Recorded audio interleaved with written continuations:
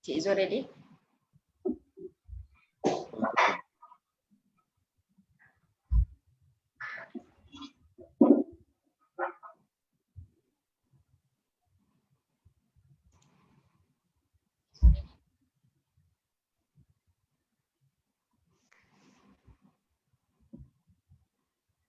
Cik Izzuan ada tak?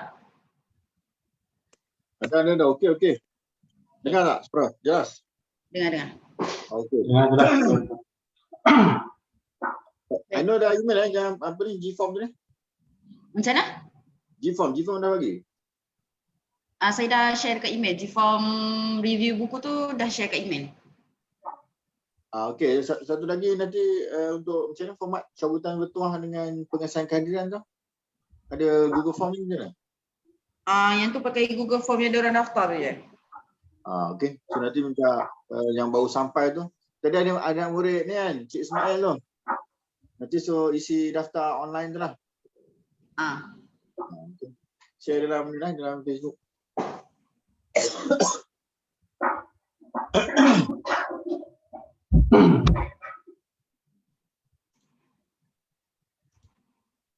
Okey.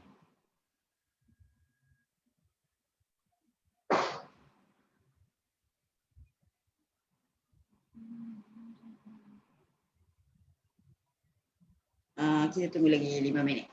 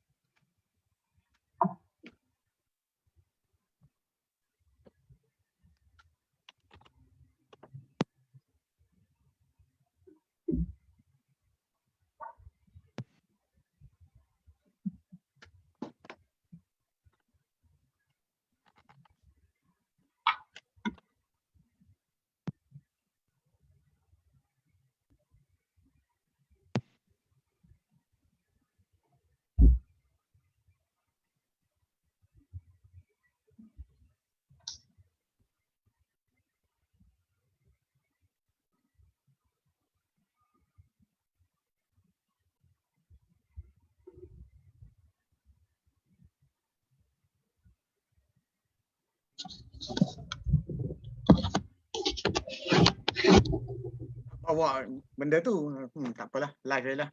Bukan takut kadang orang datang tak kena tutup pintu tak.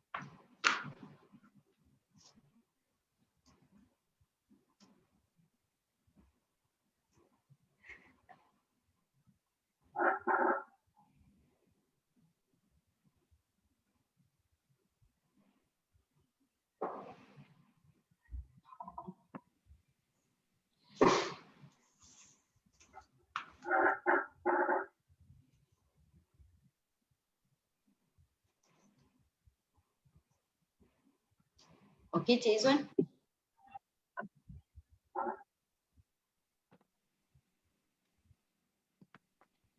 Okey, boleh. Bismillahirrahmanirrahim. Assalamualaikum warahmatullahi wabarakatuh. Selamat datang kepada para panelis dan para peserta yang join di Facebook Live Connect UPL. Sebelum kita mulakan, dengan lebih lanjut, mari kita mulakan majlis dengan Ummul Kitab Al-Fatihah.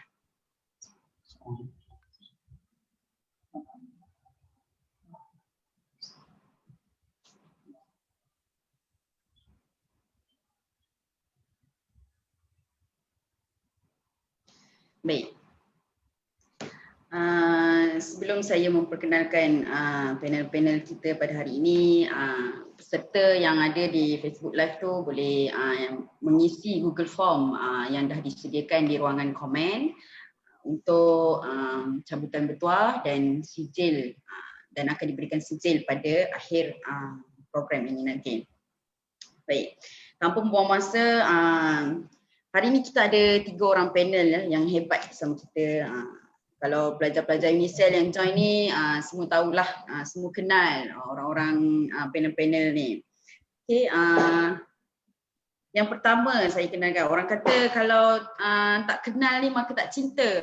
Tapi kalau dalam Islamik ni, tak kenal maka tak ta'aruf. Jadinya saya ta'arufkan sikitlah sebelum mereka menyambung, memberikan orang kata memberikan panel kita pada hari ini, memberikan input pada hari ini. Jadi sebelum tu saya memperkenalkan dulu panel kita yang pertama adalah Ismail Hashim, pensyarah Jabatan Komunikasi dan bekas pensyarah USM. Kalau ada student USM ke dekat sini yang join, bekas pensyarah USM ya. Dan beliau pernah bekerja wartawan, sebagai wartawan di Persatuan Pengguna Pulau Pinang, NST. Beliau banyak menulis di Utusan Malaysia, Berita Harian, Majalah Dewan, Sinar Harian. Okay, sekarang beliau merupakan kolumnis di Malaysia Deadline. Sering menulis Malaysia Insight, Malaysia Kini, Malaysia dan Dewan Ekonomi. Nama panel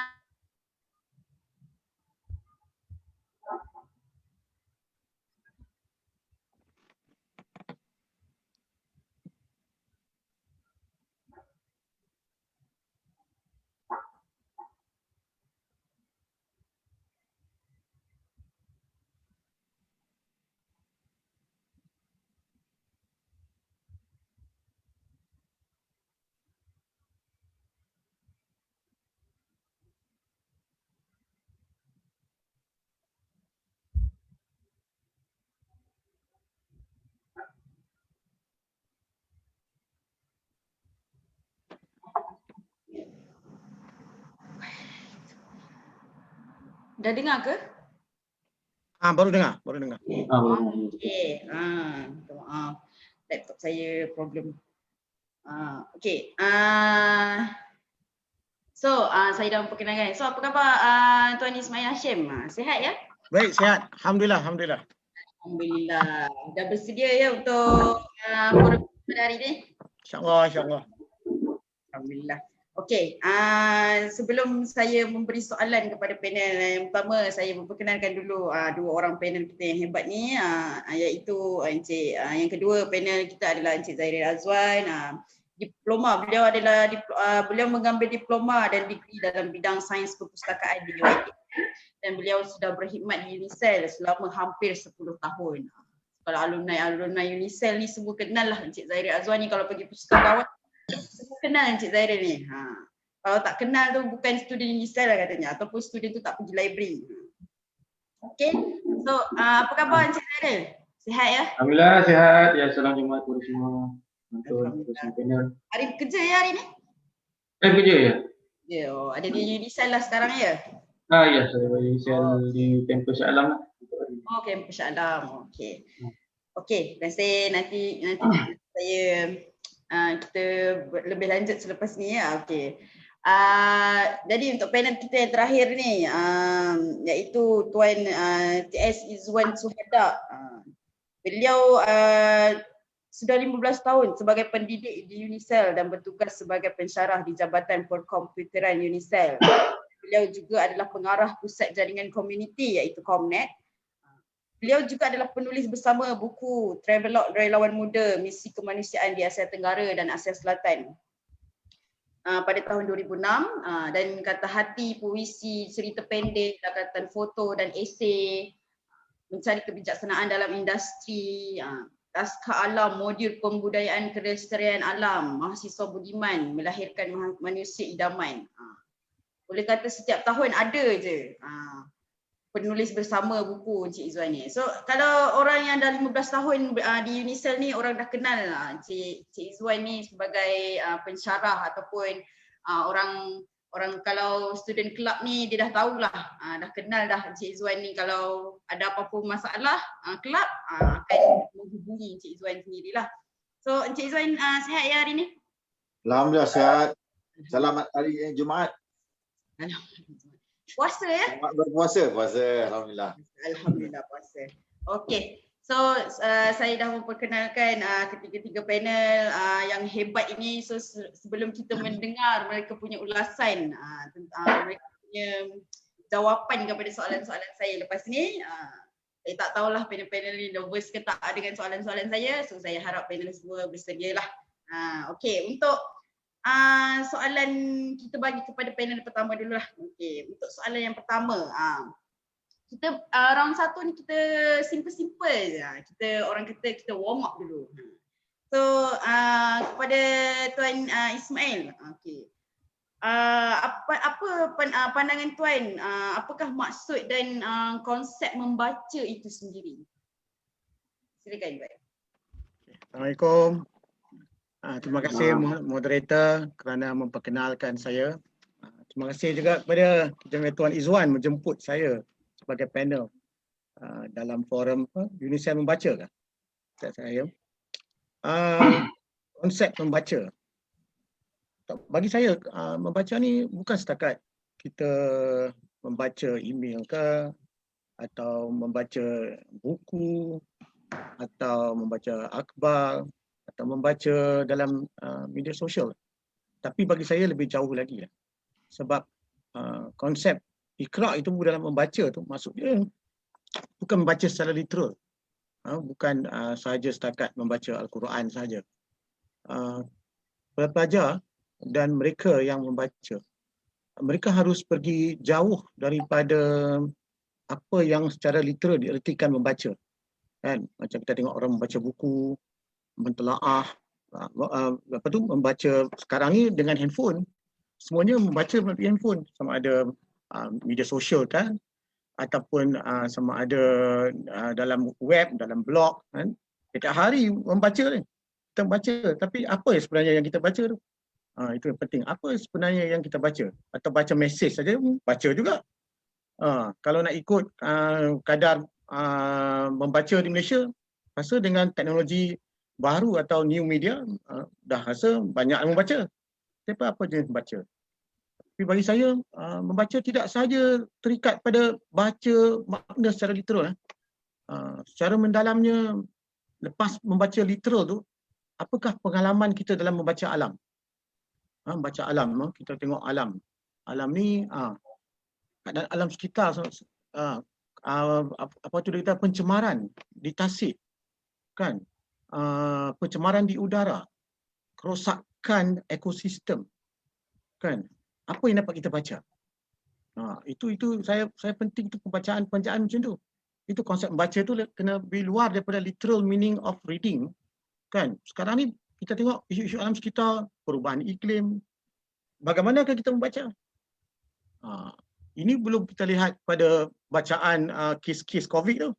Apakah bacaan kita pada kes COVID tu? Bukan baca yang data tiap hari tu. Apa bacaan yang lebih mendalam? Bacaan pula kepada isu semasa dalam berita. Apakah bacaan kita? Read between the lines, orang kata.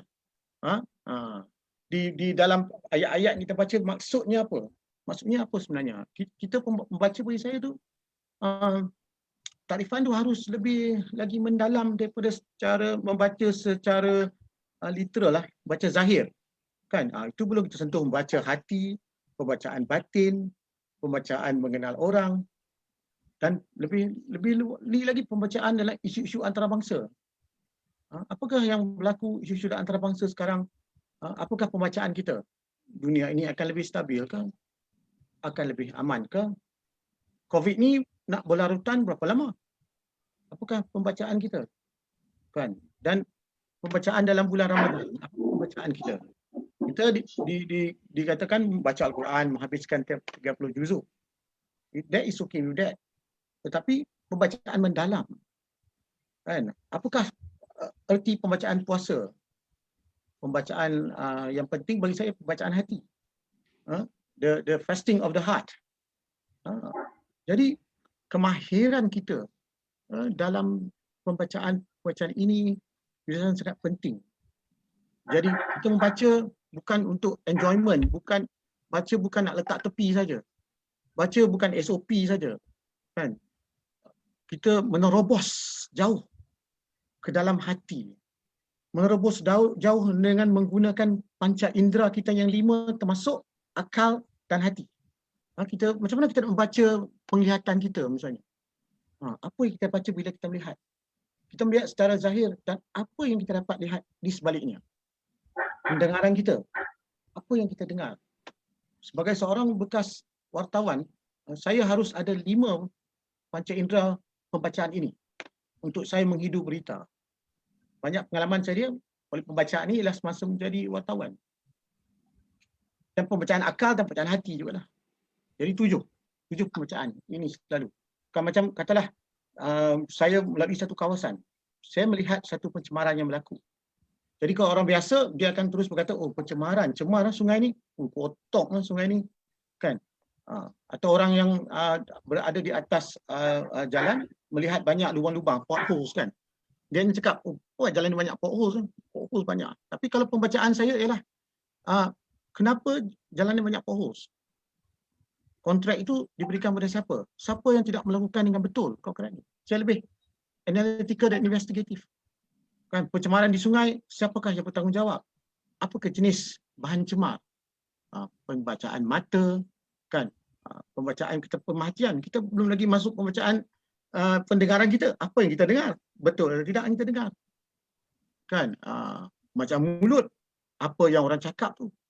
Orang cakap tu, kita kena fahami maksud dia apa? Tersurat atau tersirat? Kan? Itu lebih kurang macam itulah pembacaan yang kita ni. Secara ringkas saya menghidupkan melalui pembacaan literal, menghidupkan melalui pembacaan 5 senses. Penderaan ni 5 penting. 5 penting. Dan ditambah dengan hati dan akal. Jadi bagi saya ada 7 macam pembacaan. Selain daripada baca yang apa yang kita baca selalu kan. Persoalan konsep membaca ni ialah membaca dalam konteks yang lebih mendalam dan lebih luas. Dan saya juga kalau boleh KL baca dan UNICEF baca. kita harus ada pembacaan ini. Kita harus pembacaan ini. Pembacaan ini akan memberikan kita makna hidup yang lebih mendalam, satu pengertian dan pembacaan kita untuk menjadi seorang hamba Allah dan bukan menjadi seorang manusia yang bertuhankan kebendaan atau nafsu. Okey. Baik, terima kasih. Dia soalan pertama tapi dia dah menusuk ke dalam jiwa bila seorang wartawan kata ni kita rasa macam feeling tengok TV. So last kali nanti saya akan konklusikan apa yang saya faham tentang inilah panelis yang dikongsikan. Okey, jadi saya beralih kepada panel kedua iaitu Encik Zairil. Sebagai pustakawan, sekarang orang zaman teknologi, semua masing-masing dah ada handphone. Kalau budak-budak orang kata zaman dulu darjah 1 tu phone dilarang digunakan di rumah, tapi sekarang ni benda tu diwajibkan disebabkan kita kena belajar online dan sebagainya. Jadi pada zaman teknologi sekarang ni, kalau lagi-lagi dengan COVID ni, kita senang nak dapat bahan bacaan tu daripada internet.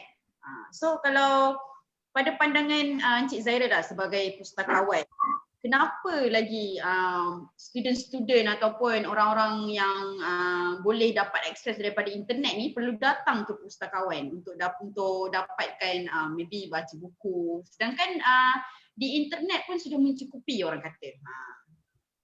Silakan. Okey, terima kasih kepada moderator. Okey, dengan ini saya tidak menafikan bahawa memang terdapat banyak bahan ataupun mudah kita nak dapat bahan melalui internet. Okay, lagi bila mana zaman sekarang ni lebih kepada bahan-bahan kita dapat lebih banyak dekat sosial media, betul? Tapi bila mana kita menyebut tentang sosial media, bahan-bahannya lebih kepada gosip ataupun bahan-bahannya lebih kepada berita yang tidak sahih. Maksudnya yang kebanyakannya mungkin di-share daripada orang lain. Maksudnya share tu merangkumi semua grup-grup ataupun di dalam Facebook, contohnya sebagai Facebook lah, orang banyak share. Tapi bahan dalam tu kita tidak tahu sama ada bahan tu atau sahih ataupun tidak sahih. So di sini kami di perpustakaan menyediakan bahan-bahan yang boleh dikatakan confirm sahih, iaitu sebagai contoh perpustakaan di UNICEL menyediakan bahan-bahan ilmiah. Okay, sebagai contoh perpustakaan UNICEL ni kita sebagai academic library. So sebagaimana kita tahu academic library ini lebih kepada untuk menyediakan bahan-bahan akademik, dan sebagian besarnya adalah bahan akademik lah, dan sebagian kecil kita menyediakan bahan-bahan general, sebagai contoh novel ataupun buku-buku yang umum lah, yang bergenre umum. Okey. Dan selain daripada itu, kenapa kita kena kita kena datang ke perpustakaan tu adalah kerana bila mana ataupun dalam perpustakaan ni, bila orang datang ke library, kita akan panggil dia sebagai pelanggan lah, sama ada student ataupun staff UNICEL itu sendiri. Okey, bila mana dia datang tu, kita boleh memberi panduan kepada pengguna macam mana kita nak cari bahan tu. Maksudnya kita akan bagi panduan buku bahan-bahan apa yang berkaitan dengan apa yang diperlukan. Sebagai contoh, mungkin pengguna nak mencari bahan untuk sesuatu topik. Sebagai contoh, mungkin tentang bisnes ataupun tentang online bisnes. So kita di library secara langsung boleh memberi panduan macam mana kita nak cari buku di dalam library. Macam mana kita tahu library di Bisarajaya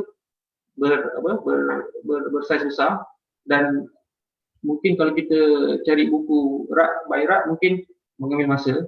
So di sini kita ada satu mekanisme iaitu kita gunakan OPAC, iaitu satu sistem yang mana kita boleh mencari buku lah melalui sistem tu. Dan dalam sistem tu pun kita akan diletakkan lokasi buku tersebut lah. Maksudnya pelanggan boleh terus ke rak yang berkenaan lah, dan setiap buku kita akan ada call number. Okey. Dan selain daripada tu, kita juga di library menyediakan pelbagai bahan, tidak semestinya dalam bentuk buku.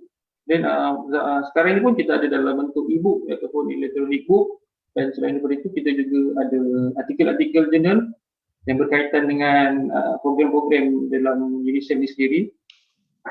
Dan saya rasa dengan ini adalah penting untuk pelanggan ataupun student ataupun staff untuk datang ke library untuk mendapatkan maklumat yang betul dan tepat serta bersesuaian dengan topik ataupun tajuk yang dia macam mana, tajuk yang diorang carilah. Okey. Selain daripada itu pun kita juga banyak membantu para penulis ataupun untuk yang pada pensyarah yang menulis artikel untuk jurnal, kita akan membantu diorang untuk mencari bahan-bahan yang berkenaan dengan diorang punya subjek lah ataupun diorang punya artikel. So di sini saya rasa ini adalah penting untuk pelanggan-pelanggan kami untuk menggunakan servis yang kami sediakan untuk mereka. So pada pandangan saya itulah kepentingan perpustakaan terhadap pelanggan-pelanggan kami. Okay. Okey, baik. Terima kasih. So student ni saya yang saya boleh tahu student ni on the way masuk UNICEF pada 17 Mei tak silap saya. Jadinya student ni boleh pergilah ke perpustakaan ya lepas ni. Jika UNICEF membenarkan student untuk masuk ke premis UNICEF, kita akan selalunya kita akan buat tour ataupun kita akan bagi orang masuk dan feel apa yang ada kat dalam library tu. Kita akan bagi tahu apa servis yang kita ada kat library, apa yang boleh diorang boleh gunakan, yang library boleh offer. Then once diorang dah register as a library member, diorang boleh gunakan semua tu secara percuma. Menarik. Ibaratkan library ni adalah rumah kedua diorang lah. Contoh pagi ada kelas, petang ada kelas. So in between tu diorang boleh gunakan library lah untuk sebagai tempat transit. So bolehlah saya pun kalau saya pesan-pesan bolehlah saya pergi ke library. Dipersilakan. Okey, terima kasih Cik Zairil. Okey. Untuk Cik Izzuan pula. Apa yang saya tahu Cik Izzuan terlibat banyak dalam kalangan komuniti.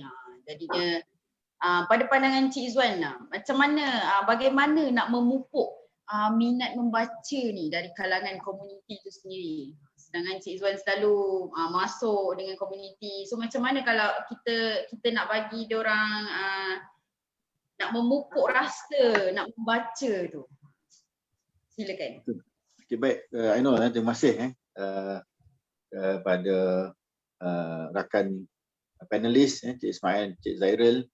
Pertama saya nak menzahirkan rasa gembira pada hari ini kerana kita dapat menyambut Hari Buku Sedunia ketika sedunia menyambut dan UNICEF juga turut sambut bersama-sama lah dengan aspirasi untuk menggalakkan budaya membaca, penerbitan buku dan juga menerbit dalam bentuk hak cipta lah. Jadi saya fikir dia bermula dengan kepimpinan negara dan juga kepimpinan negeri. Jadi mungkin saya boleh petik apakah inisiatif yang telah digerakkan di bawah Kementerian Pendidikan Malaysia sebelum ini, di bawah Dr. Mazli yang melancarkan Dekad Membaca Kebangsaan 2020-2030. Itu salah satu komitmen kepimpinan negara untuk mewujudkan Malaysia sebagai negara membaca. Sebab kita nak meningkatkan aktif membaca tu sehingga ke 25%. Saya tahu ramai yang ada gadget, dah ada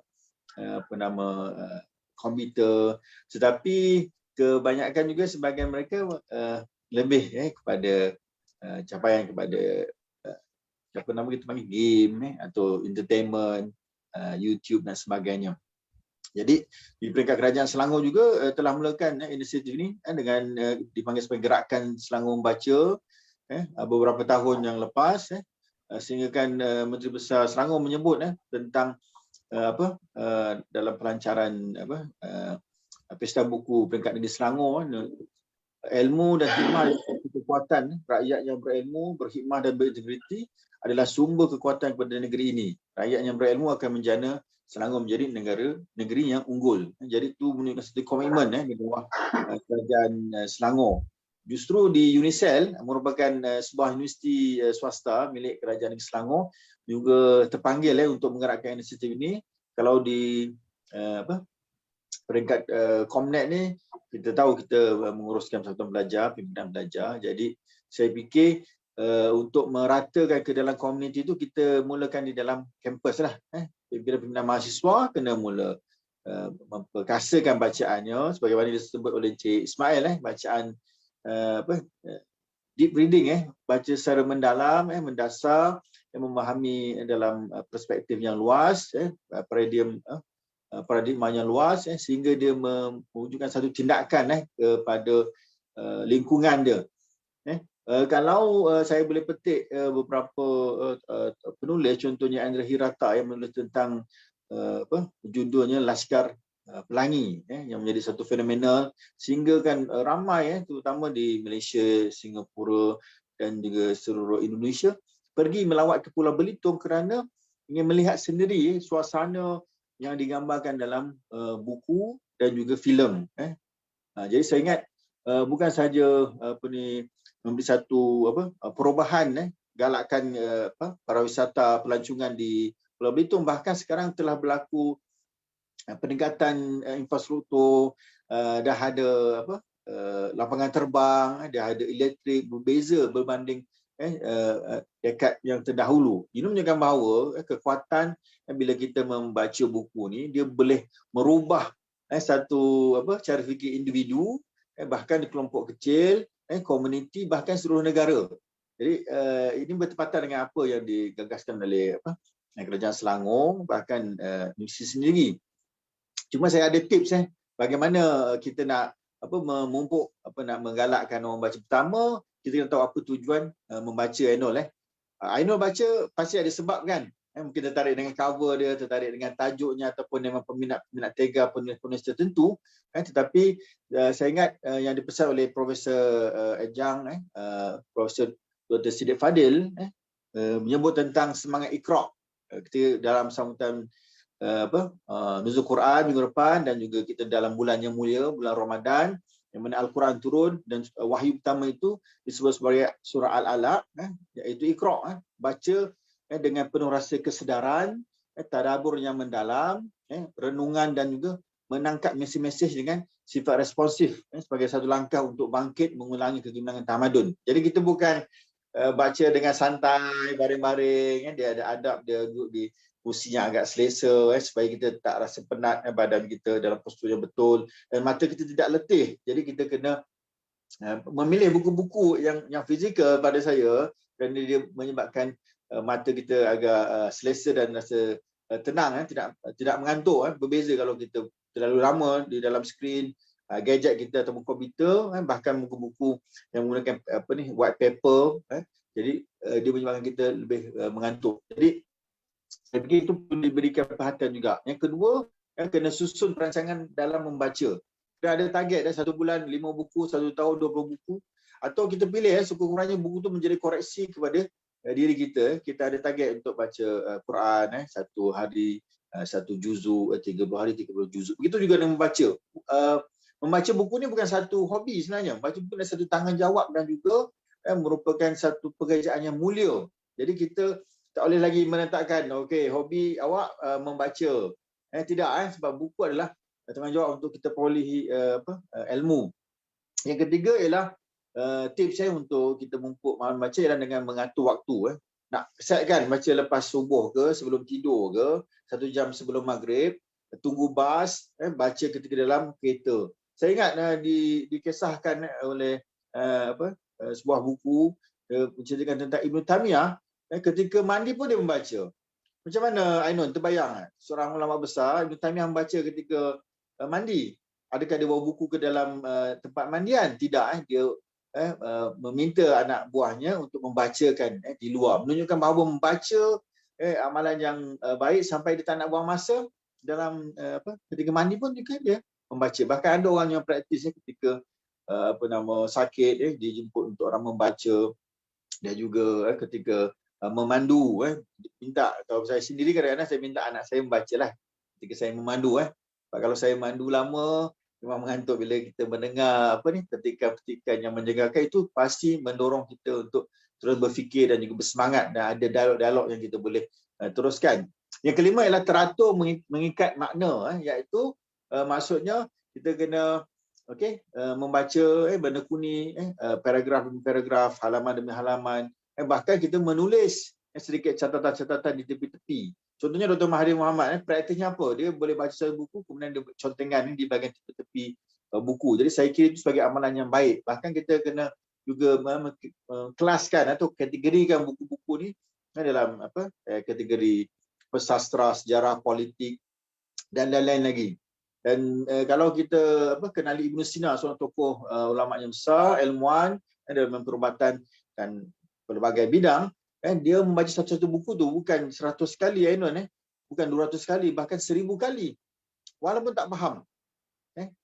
Tetapi apabila dia pergi ke satu kota, dia berjumpa dengan seorang penjual pedagang buku, kemudian pedagang buku tu menyarankan dia membeli satu buku yang merumuskan, yang mensyarahkan satu buku atau karya besar. Jadi dia beli dan dibaca, dan akhirnya dia faham. Jadi proses membaca buku ini tidak terhenti dengan satu bacaan saja, melainkan dengan berulang kali. Buku yang paling baik ialah buku yang dibaca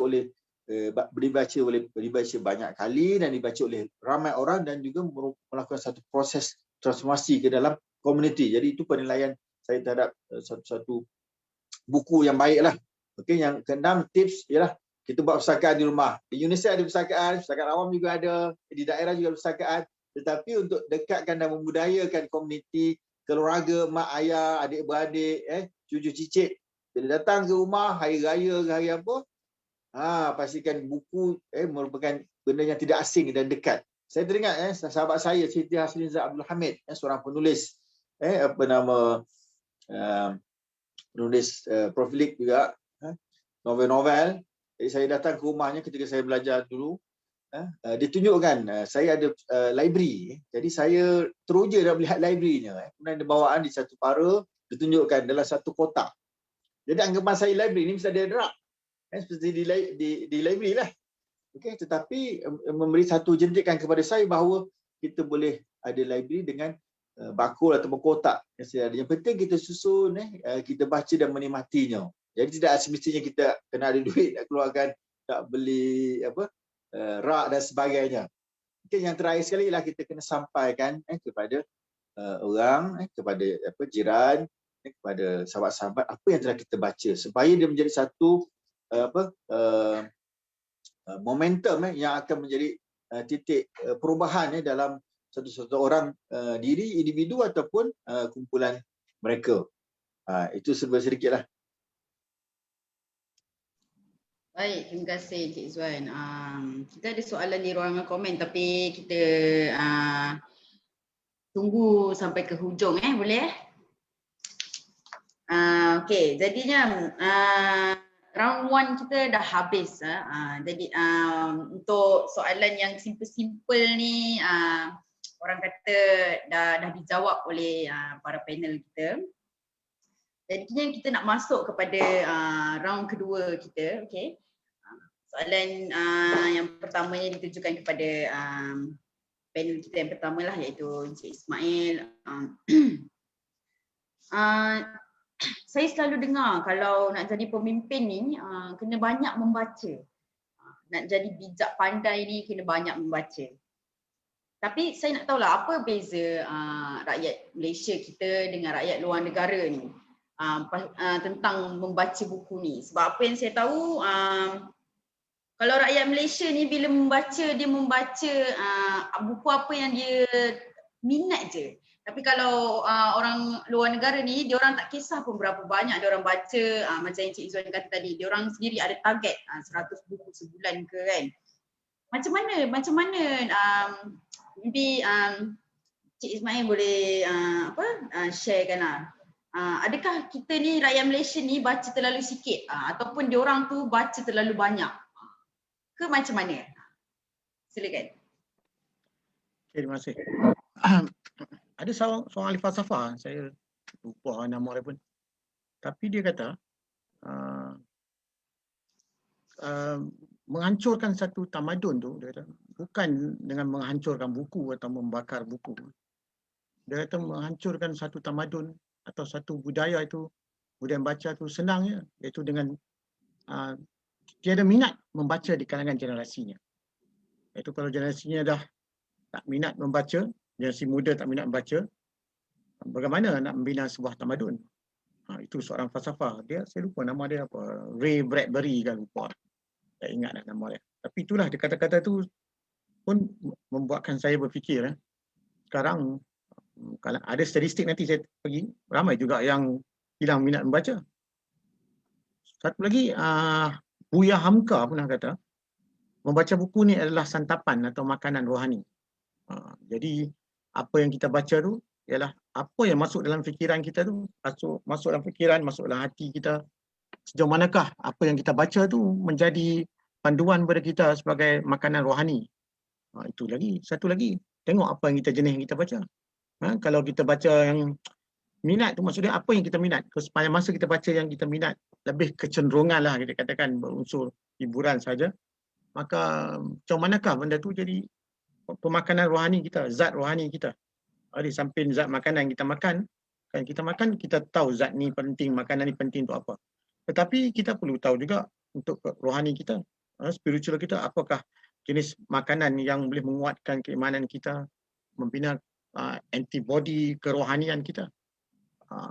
So itulah di antara dua ni. Saya ingat, ni saya nak rujuk, statistik ni lemah sikit, nak kena tengok. Kalau tidak lupa, tak ingat.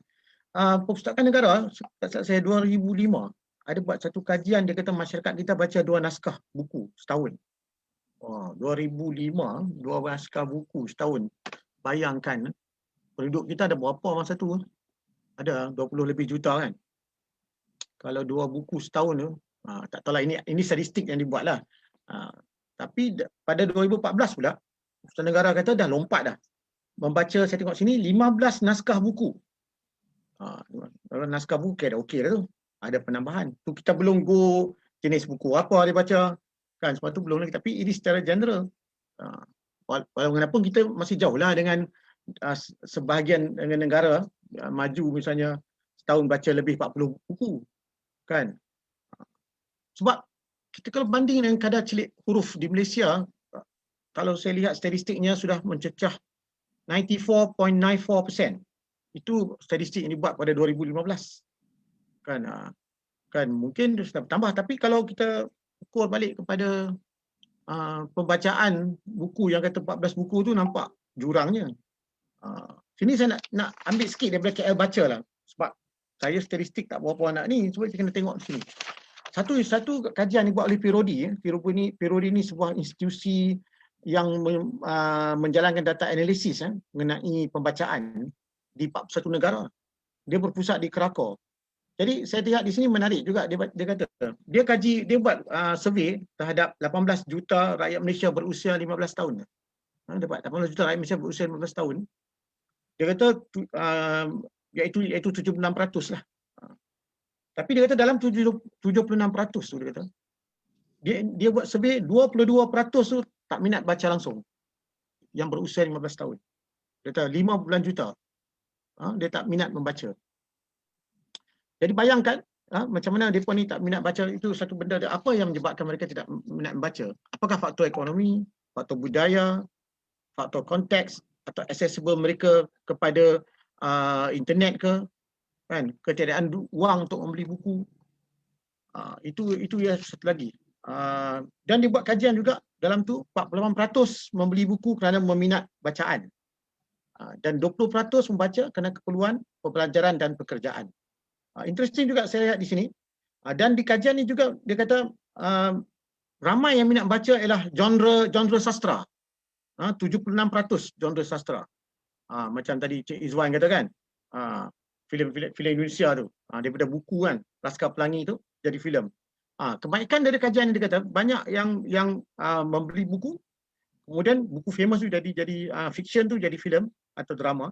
Dan ada juga yang membaca selepas menonton drama. yang nonton drama atau nonton filem, baru dia beli novel tu. Jadi di Malaysia kebaikannya lebih minat pembacaan kepada genre sastra, 76% di sini dia kata. 53% baru non-fiction. Non-fiction. Tapi non-fiction dia kata berteraskan isu-isu macam entertainment. Atau karya-karya klasik. Saya nak rujuk sikit lagi supaya sebelum saya nak rumus dia ni. Okey. Turut tunjuk memberangsang dia kata 25% membaca membeli akibat dipengaruhi kejayaan novel yang difilmkan. Saya kata tadi kan novel. Okey, 11% mendapat buku yang disenaraikan atau memenangi anugerah sebagai pilihan pembacaan.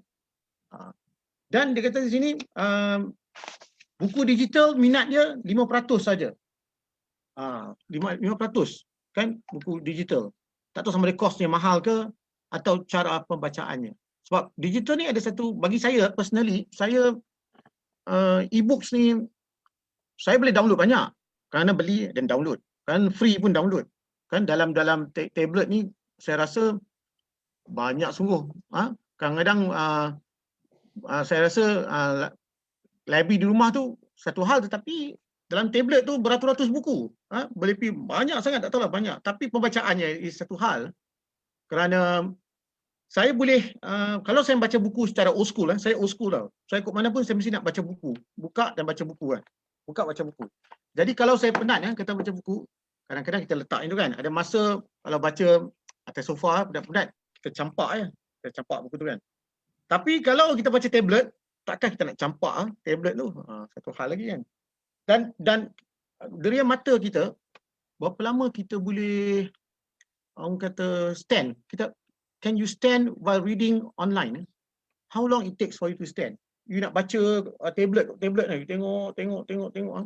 Lama mata, bagi saya lah, personally saya habis tinggi sejam lebih lah, saya dah kena stop. Continue later. Saya tak boleh. Kalau buku macam ni, ni nak buku saya lama, Politik Citra. Politik Citra, buku pertama saya di Malaysia. Kalau buku saya boleh baca, kanan 2 jam boleh.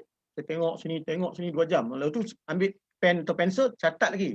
Walaupun dalam digital pun boleh, dia ada pen yang tu juga. Tapi saya old school lah, saya masih old school.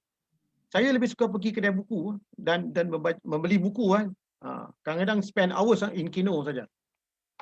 Atau saya ni kategori, ada satu kategori tau, dia panggil bibliophilus. Bibliophilus ni ketagih buku. Saya kategori itulah, ketagih buku. Kan, kalau pergi luar negara, saya melancung buku sebenarnya. Pergi ke luar negara memang melancung buku, cari buku lah. Pergi gedung buku. Kalau negara dekat Indonesia, kalau Bandung, saya pergi ke gedung buku.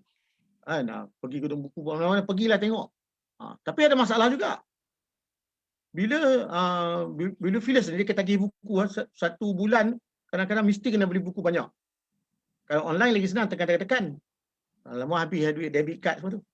Kalau pergi luar negara pun orang kod sampai satu masa sampai kat kaunter immigration dia tanya, "Encik, buku ni jual ke apa?" Buat beli 3 kotak. Dia tanya, beli Indonesia. Dia kata, "Jual ke kena cukai?" Dia kata. Alamak, gelabah pula saya. Saya kata, "Tak, saya mau baca." Dia kata, "Takkan baca sampai 3 kotak." Allah, fikir-fikir. Saya kata saya pensyarah masa tu di USM. Saya kata saya pensyarah USM. Saya beli ni untuk saya nak mengajar. Lepas tu saya tunjuklah kad USM semua tu kan. Saya ni baru dia percaya. Tapi dia kata lain kali tak buat macam ni kami akan cukai.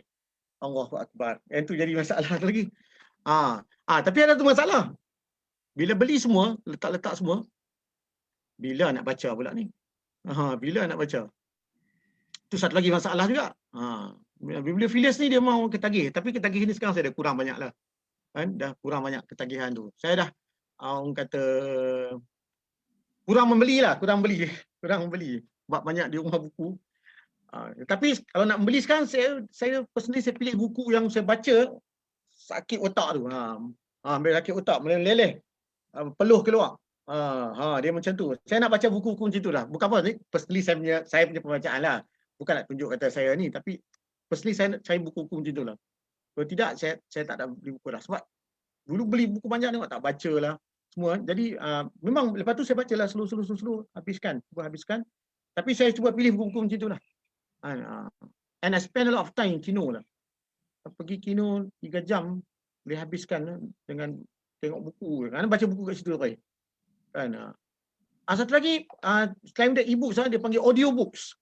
Audiobooks Audiobooks saya ingat tak sampai 1% kot. Saya ada tengok sini dia kata audiobooks Audiobooks tak sampai lah saya ingat. Audiobooks tak tahu dia memanglah you dengar orang bercerita orang cakap.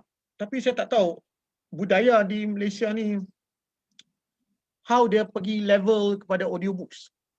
How dia pergi level kepada audiobooks. Sebenarnya nak meningkatkan budaya baca yang tadi soalan ditanya tu, saya berfikiran bahawa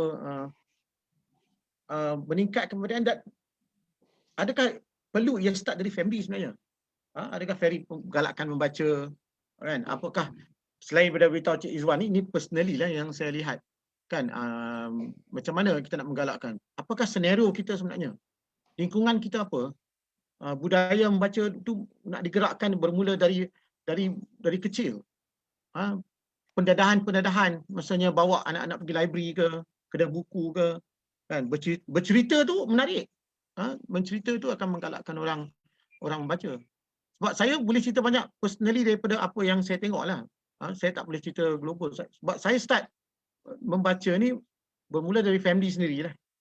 Sebab abang-abang saya memang, diorang ni memang orang yang minat membaca. Jadi kita kadang-kadang kita menengok. Jadi kita tanya, so dia introduce.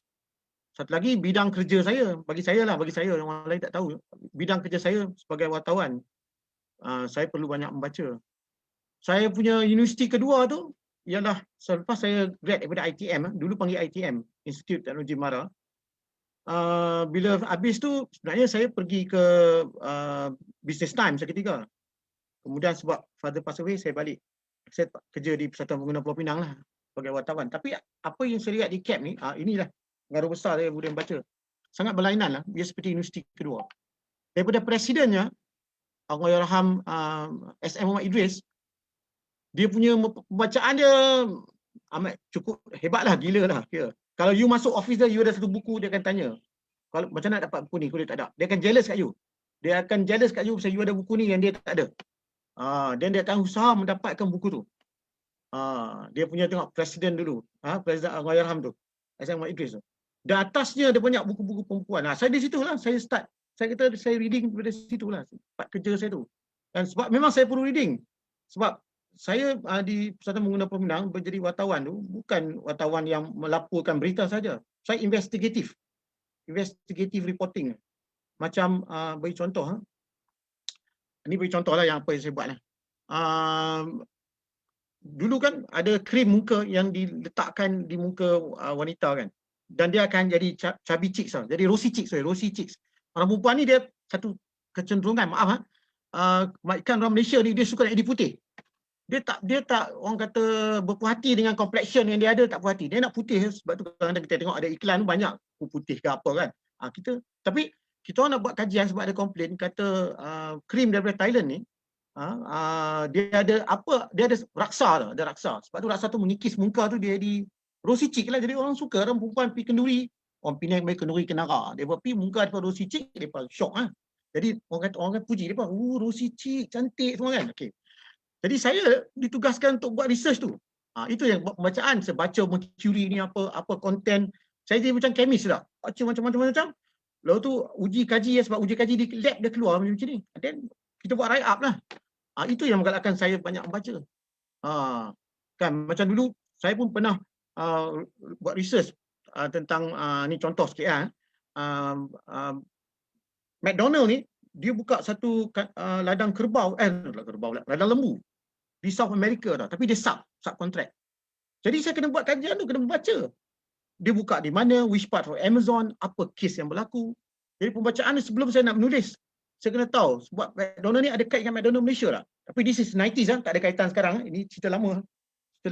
So akhirnya nak trace burger tu datang daripada burger Malaysia ni, datang daripada South America, Brazil punya kandang ladang lembu sana lah.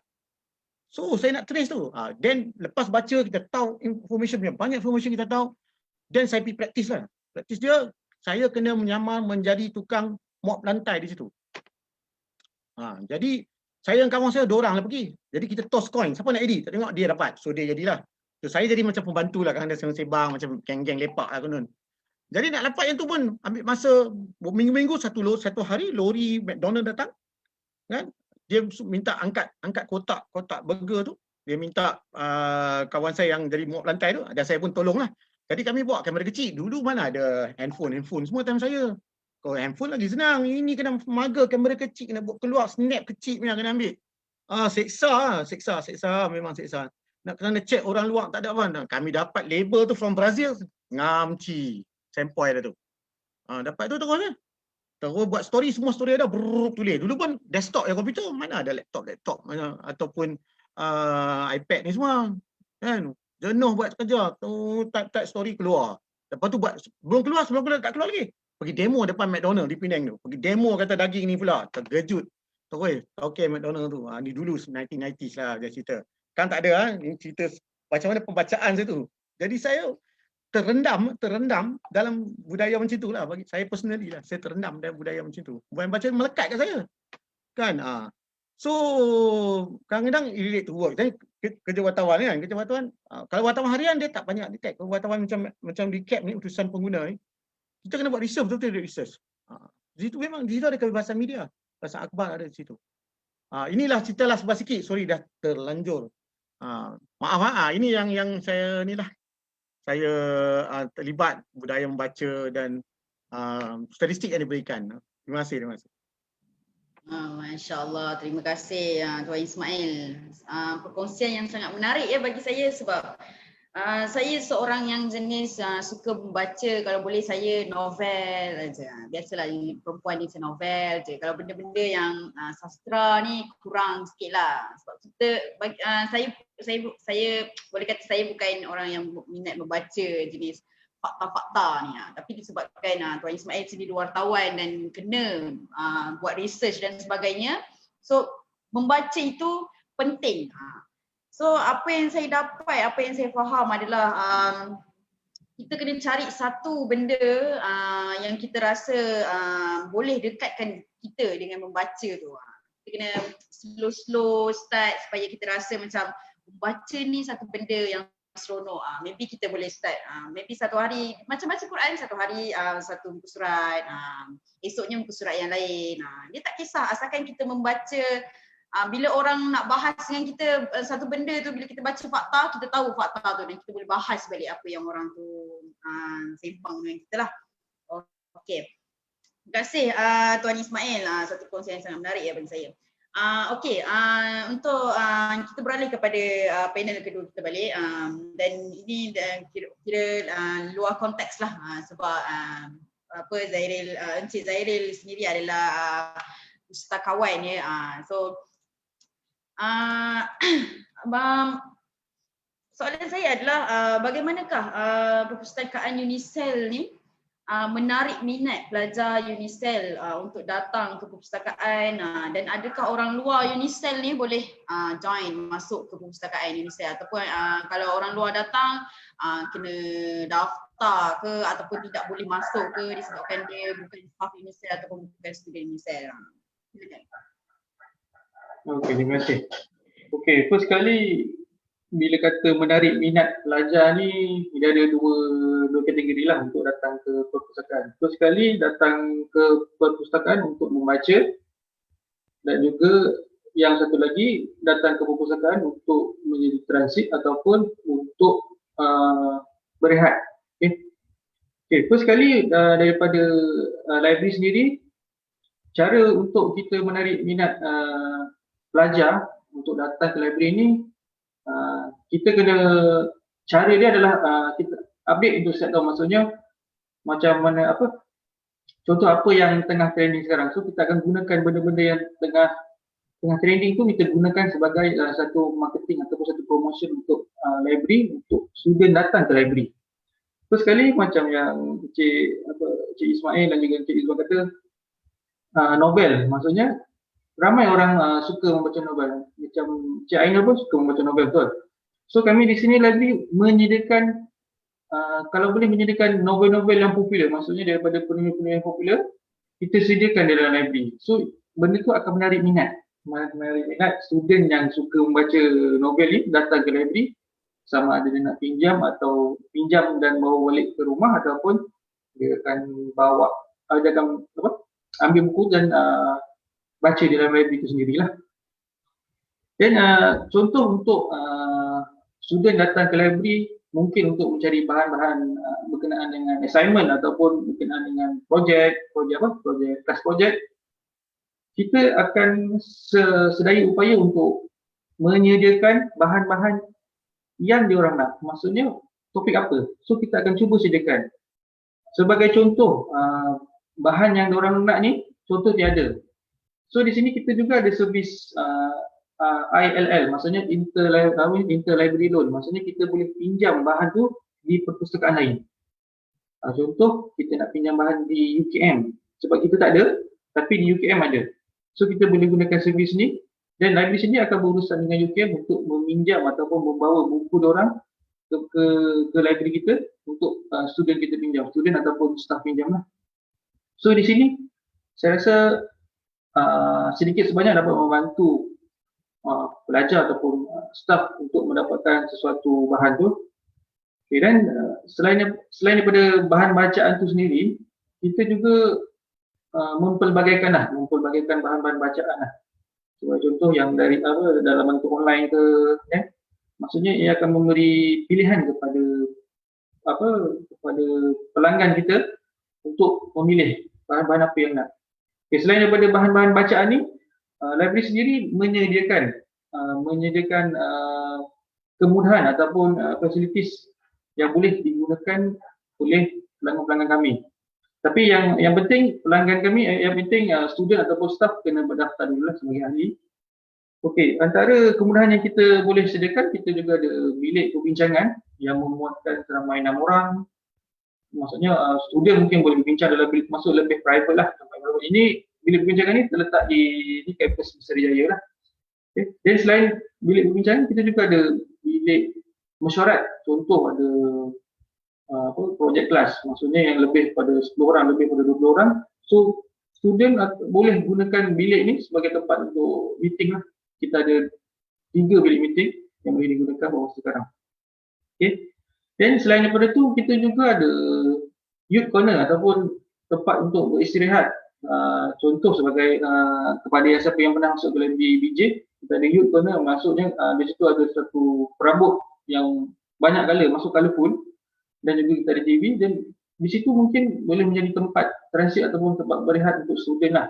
So mungkin di situ boleh menarik minat student untuk datang ke library sebagai transit, ataupun untuk mengisi masa lapang, ataupun untuk berjumpa kawan. Tak tahu nak jumpa kawan, mungkin boleh jumpa di library sendiri.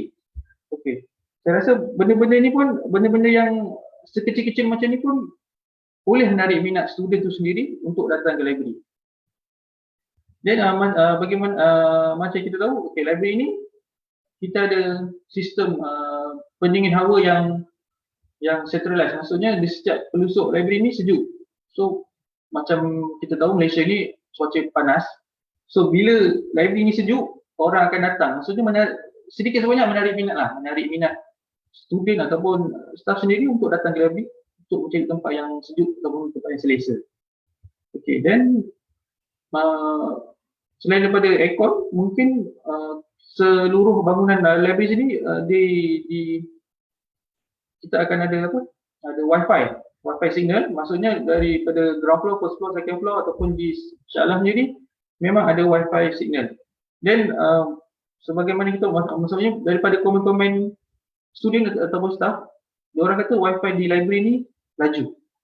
Saya tak tahu berapa laju, tapi memang lagi laju daripada tempat-tempat lain. So diorang contoh untuk buat kerja atau buat assignment untuk online, diorang mungkin bawa laptop sendiri dan datang ke library untuk gunakan wifi di library. So dia punya kelajuannya mungkin lebih laju lah daripada dekat hostel ataupun di premise lain lah. Okay. Dan untuk tahun ni pun kita adalah perancangan untuk membuat beberapa ruangan baru di dalam perpustakaan di BJ, di Besarijaya. Antaranya adalah kita akan buat bilik seminar. Bilik seminar ni lebih kepada untuk student-student untuk viva ataupun untuk kita boleh buat seminar-seminar dan boleh gunakan bilik seminar tu untuk pelbagai aktiviti ilmiah. Okey, yang kedua kita akan buat satu kawasan untuk learning commons. Maksudnya learning commons ni mungkin pada masa sekarang ni kan banyak kelas-kelas online. Kelas online ni maksudnya memerlukan satu tempat yang lebih kondusif, lebih selesa untuk student datang untuk kelas online. So learning commons ni kita akan buat satu area yang diorang boleh membuat kelas online secara selesa dan macam biasalah internet kita memang laju. So di situ mungkin sedikit sebanyak boleh menarik minat lah student untuk datang ke library untuk membuat sesuatu aktiviti lah maksudnya. So, contoh kelas online ataupun dalam perbincangan. Yang ketiga kita akan buat mini theater lah. Mini theater ni lebih kepada untuk contoh kita ada khusus ataupun kelas-kelas. So kita boleh menggunakan bilik mini theater ni. Maksudnya mini theater ni akan dilengkapi dengan projektor, dengan audio, sistem audio dan juga sistem untuk buat presentation lah. Okay. Dan selain daripada itu, cara kita untuk menarik minat student ni datang ke library ni, kita sebelum ni lah, sebelum new normal ni atau sebelum pandemik ni, kita banyak membuat aktiviti untuk student. Maksudnya aktiviti yang simple.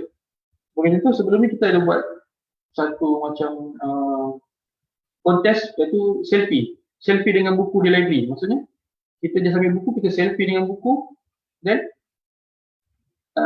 student boleh jadi penyertaan melalui macam tu je. So dalam aktiviti tu kita akan judge yang menang adalah kepada yang lebih kreatif lah, lebih kreatif untuk selfie tu. Maksudnya selfie yang berbentuk kreatif lah. So saya rasa walaupun benarnya hanya selfie tapi mungkin boleh menarik minat. Yalah, zaman sekarang ni student lebih suka selfie. Betul.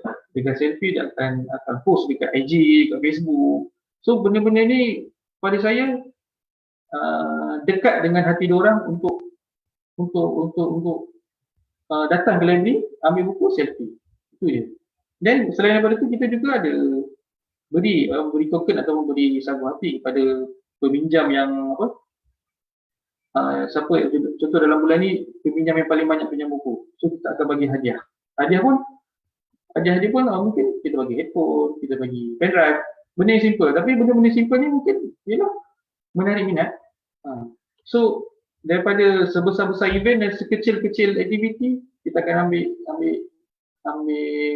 maklum atau ambil berat selagi mana benda ni boleh menarik minat. Macam tu. Dan selain aktiviti selfie, kita juga ada aktiviti sebelum ni lah, kita ada aktiviti macam Running Man. Sebab zaman sekarang ni rasanya ramai student ataupun mungkin ada staff juga yang tahu rancangan dari Korea ni Running Man. Okay.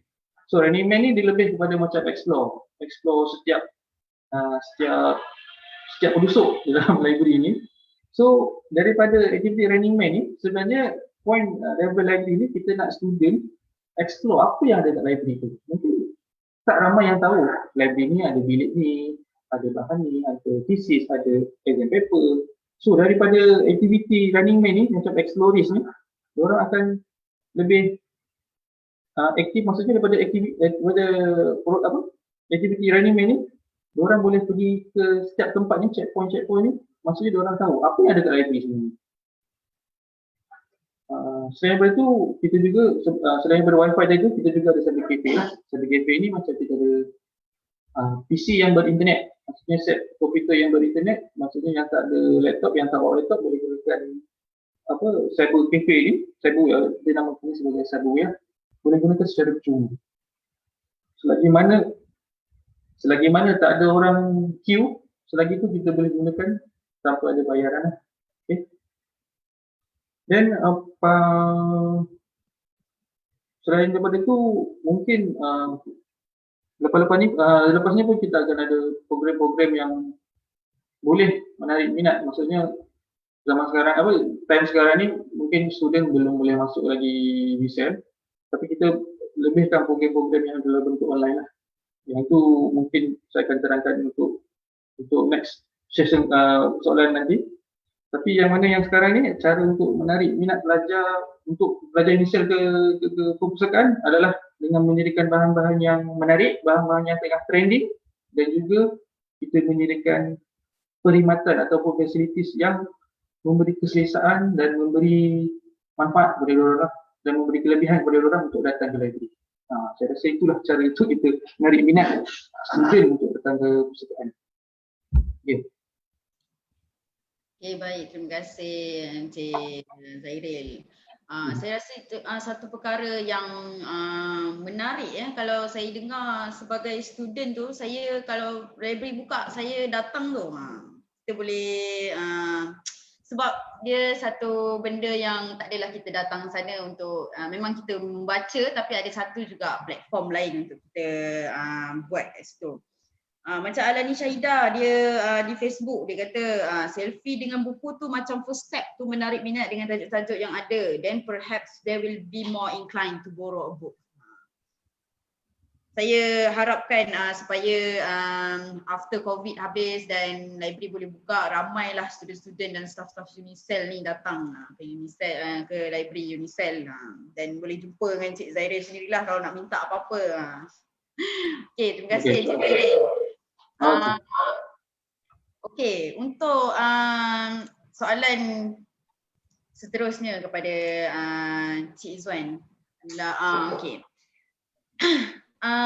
Maybe sebagai persatuan, saya sebagai persatuan sendiri, saya pernah dengar daripada satu presiden persatuan ni pernah sebut kita kalau pergi datang bagi usrah ataupun bagi perkongsian, dia mesti akan sebut kita kalau pergi mana-mana kena bawa buku, mesti kena ada sentiasa ada buku di tangan, walaupun tak baca mesti ada buku. Bagi dia macam kalau dia akan ada satu hari nanti kita akan terdetik nak baca buku tu, dan time itulah dia akan start dengan membaca buku tu sendiri. So orang kata buku ni teman sejati, dia boleh jadi terapi untuk diri kita. Saya nak tanya, adakah Encik Izzuan rasa benda tu betul? Dan kalau betul, kenapa? Dan mungkin saya nak minta Encik Izzuan boleh jelaskan tentang bibliofilis yang apa Encik Ismail sebutkan tadi. Sedikit lah insyaAllah.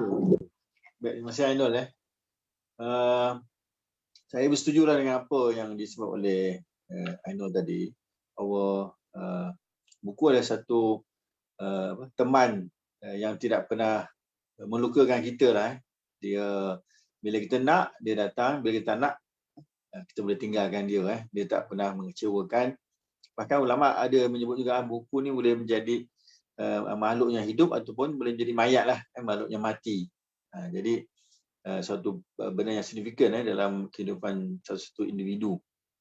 Jadi dalam konteks tadi, buku ini boleh menjadi satu terapi juga. Kalau kita bincangkan tentang konsep biblioterapi, berbeza juga dengan bibliofil yang disebut oleh Cik Ismail sebut tadi, satu istilah yang mana seseorang yang gila buku, cinta buku, nak cium buku, nak tidur dengan buku, nak kena beli banyak buku susun kat daerah.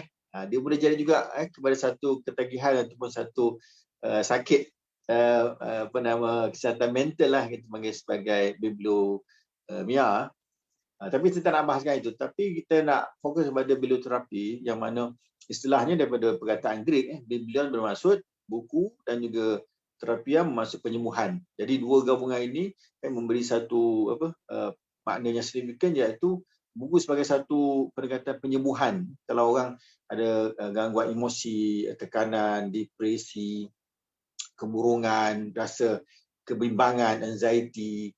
Jadi macam mana nak mengurangkan jiwanya, fikirannya. Jadi dengan kita membaca buku, sama ada kita buat dalam bentuk perkumpulan kecil, dibimbing oleh seorang fasilitator, 5, 10 orang, 12 orang, sama ada dibuat di dalam perpustakaan ataupun di dalam komuniti, di rumah ataupun di dalam penjara, untuk bincang tema-tema tertentu lah. Kalau contohnya dia ada sakit yang spesifik, jadi apa teknik berdasarkan carangan buku ini kepada kumpulan tersebut. Bolehlah kita sebut tentang ulasan buku ataupun disebut sebagai usrah, diskusi, bedah buku dan sebagainya. Tapi itulah yang dimaksudkan dalam konteks itu.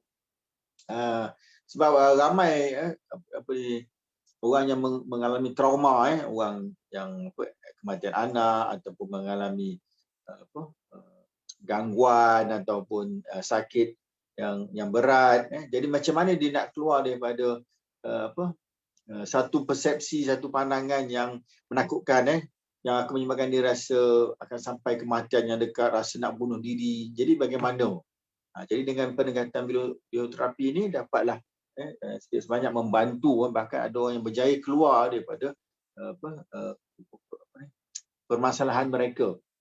Kalau di peringkat HCP misal kata kita telah digerakkan dengan suatu inisiatif penulisan buku untuk pendekatan biblioterapi, iaitu kita dipanggil sebagai Awas Aku Disleksia, yang mana buku ini memberi satu pengesahan beberapa orang penulis mengesahkan tentang individu-individu tertentu yang dikategorikan sebagai OKU. Jadi kalau kita ada anak OKU ataupun kejiranan OKU ataupun sahabat OKU, jadi kita sekurang-kurangnya tahu bagaimana perasaan mereka, bagaimana kita nak menyantuni mereka. Ini sedikit sebanyak dapat membantu lingkungan sosial itu. Bahkan orang yang sendiri mempunyai anak OKU yang baru, mungkin dia takut dengan persepsi negatif masyarakat, dia juga dapat mengatasi permasalahan tersebut. Cuma 4 manfaat biblioterapi ini: satu, dia dapat meluahkan kebenaran dan jati diri. Kedua, meningkatkan jati diri, kreativiti, keyakinan. 3, memulihkan kemarahan sosial dan berkomunikasi. Jadi kalau orang yang rasa komunikasinya tak berapa lancar, rasa gugup, jadi bagusnya kita buat pendekatan seperti buku jalanan. Kita bawa buku di LRT ke ataupun di taman-taman rekreasi, kita baca buku sama-sama, kemudian kita minta perkongsian buku kepada khalayak. Jadi saya rasa itu pendekatan yang bagus. Yang keempat ialah mampu merawat emosi sendiri dan juga orang lain. Mungkin saya boleh petik satu kisah, iaitu saya ingat Encik Ismail, Encik Zairil juga maklum tentang Malcolm X, seorang kulit hitam, penjuang kebangsaan orang kulit hitam yang sentiasa bertembur dengan orang kulit putih.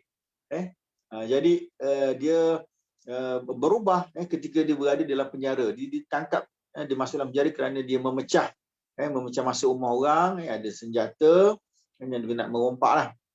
Terlibat dengan gangsterisme, pelacuran, ugutan dan sebagainya. Tetapi bagaimana Malcolm X berubah disebabkan dia mendapat satu surat dan juga dapat buku daripada saudaranya untuk memperkenalkan Nation of Islam yang dipimpin oleh Elijah Muhammad, dan akhirnya dia masuk Islam.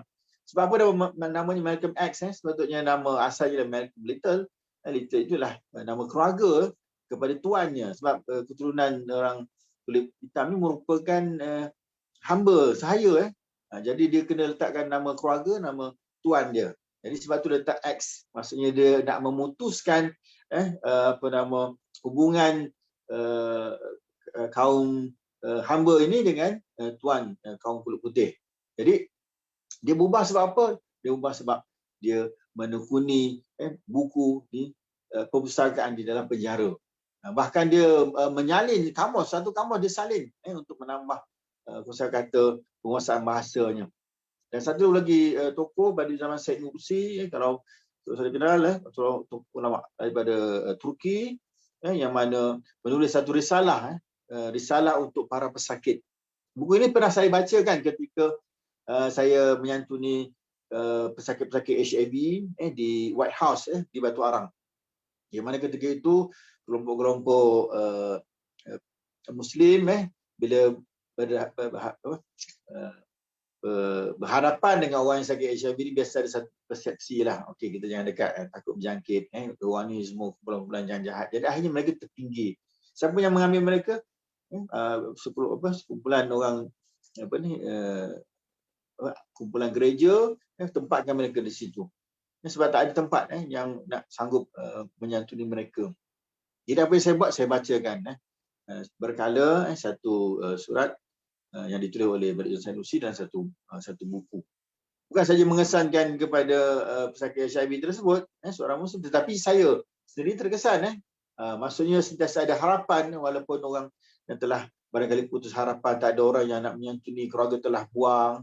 Jadi itu satu perkara yang memberikan bekas pada saya. Bahkan saya sendiri dalam proses biblioterapi diri ini, banyak buku-buku yang memberi inspirasi. Contohnya buku John Wood, Leaving Microsoft to Change the World. Seorang eksekutif pemasaran di Microsoft, dia pergi satu pengembaraan, dia pergi ke Nepal, dia jumpa seorang anak kecil sedang membaca buku. Aino tahu buku apa dia baca? Buku manual calculator. Kerana di sana tak ada buku. Jadi dia baca menekuni dan berulang-ulang kali dia baca buku manual. Jadi kalau orang Malaysia tak baca buku tu, saya rasa pelik lah kan. Sebab banyak peluang. Bahkan dia jumpa seorang guru sekolah, dia tunjuk perpustakaan di sebuah sekolah di Nepal. Di situ tak ada apa-apa kecuali ada satu perpustakaan tu, ada satu almari dan juga ada beberapa buku yang telah disumbang oleh pengembara. Jadi itu pun anak-anak murid tak boleh baca, dia hanya boleh tengok. Sebab kalau dia bagi kepada anak murid barangkali boleh menyebabkan buku tu rosak dan juga koyak atau hilang. Jadi nak menunjukkan bahawa di perusuk sana banyak ruang orang yang tidak dapat akses kepada buku. Jadi kalau kita ada akses kepada buku tu, suatu perkara yang nikmat, jadi kita kena hayati dan juga nikmatinya. Jadi akhirnya John Wood ni buat apa? Dia tubuhkan satu NGO, Room to Read. Jadi nak memberi peluang inisiatif kepada lebih kepada 20 buah negara seluruh dunia untuk memastikan anak-anak mendapat hak untuk belajar dan juga kempen literasi celik membaca. Pasti yang memberi kesan pada saya dan juga banyak orang dalam konteks buku Hamka lah, buku Hamka Haji Amrullah Tarik Anwar. Saya nak sebut nama Ainun dan juga sahabat-sahabat panelis, bila satu orang yang dah start membaca, dia akan start menulis ataupun start bercerita kepada orang lain, pasangannya, kepada sahabatnya, atau tulis dalam WhatsApp story ataupun dalam Facebook. Kemudian dia akan pergi mana? Dia akan pergi mengembara. Sebab saya sendiri apabila kita baca buku Hamka, Tafsir Al-Azhar, sangat membekaskan. Hamka juga berubah disebabkan lingkungan budaya membaca juga. Dia pergi sekolah, kemudian dia pergi ke perpustakaan, dia baca buku selain daripada buku-buku keagamaan, sehingga bapaknya tegur, nak jadi pencerita ke nak jadi orang yang soleh. Jadi persepsi ibu bapa dulu yang juga seorang ulama, ayah Hamka ni. Jadi tapi disebabkan minatnya mendalam sehingga dia baca satu buku yang berkaitan dengan Jawa, jadi akhirnya dia pergi merantau ke Jawa sebab Islam lebih mekar di Jawa berbanding di Minang, di tanah Minang. Dan akhirnya dia pergi ke Mekah sambung pengajian dan dia bertugas di satu pusat percetakan di Mekah, yang milik percetakan tu adalah apa nama kita panggil sebagai ayah mertua kepada seorang syekh besar, Syekh Khatib, Syekh Ahmad Khatib, yang juga ulama besar di Minangkabau, tapi menjadi imam besar di Mekah. Jadi di situlah dia bekerja, di situlah dia start membaca karya-karya klasik, bahkan karya-karya barat. Sebab tu kalau kita tekuni Tafsir Al-Azhar, bukan saja perspektif agama, Al-Quran, hadis dan dalam konteks sastra Islam, tetapi juga perspektif barat. Jadi menyebabkan penguasaan pemikiran kita lebih meluas. Jadi saya fikir pilih satu buku, apa-apa boleh mulakan, dan insya-Allah dia akan menjadi penawar hati dan diri, menjadikan kita mengoreksi diri kita ni di mana tahap kita, insya-Allah. Itu saja. Baik, terima kasih Encik Izwan.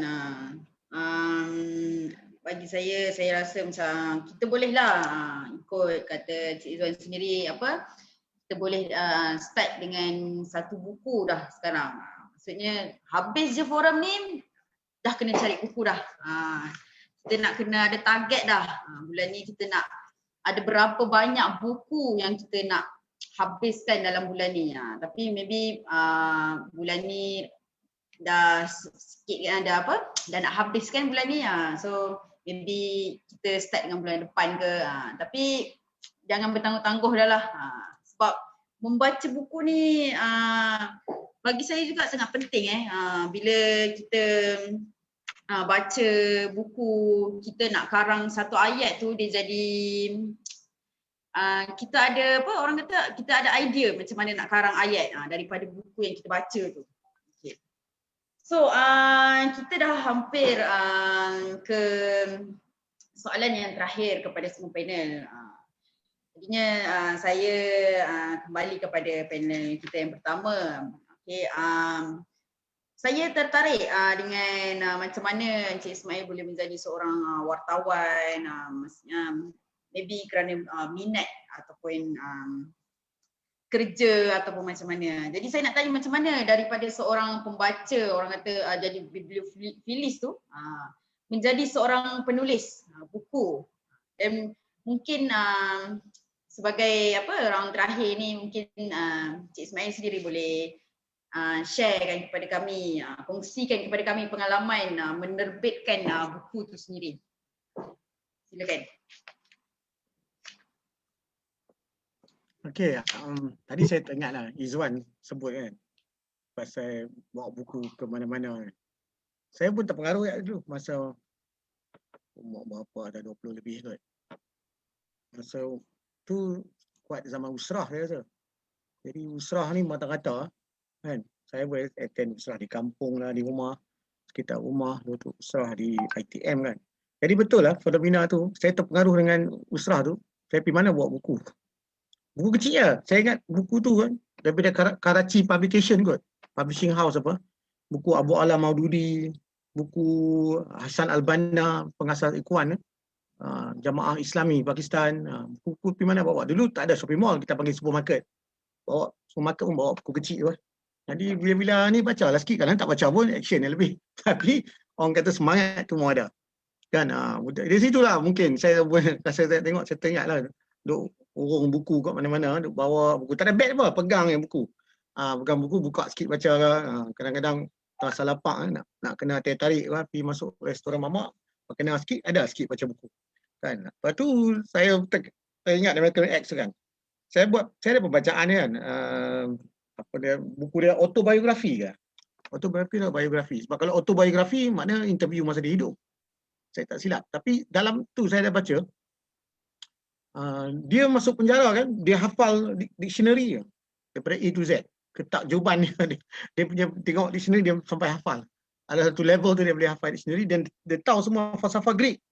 Orang yang nak berhujah dengan dia ingat dia bekas banduan ke Kapra kan. Tapi bila dia hujah-hujah falsafah Greek, terkejut juga orang-orang itu. Itulah Malcolm X kan. Tapi Malcolm X ni dia tak geng lah lepas tu dengan orang kata siapa? Elijah Muhammad. Sebab dia dapati pertubuhan Elijah Muhammad ni ada banyak masalah kan. Dia keluar Organisation African Unity, OAU ada. Okey, tadi saya tulis. Tadi saudari moderator ada sebut satu benda. Saya tangkap kat situ je. Baca-baca macam ni teringin nak tulis. Kan, tapi tak tahu nak tulis kan. Saya ingat background macam tu kan.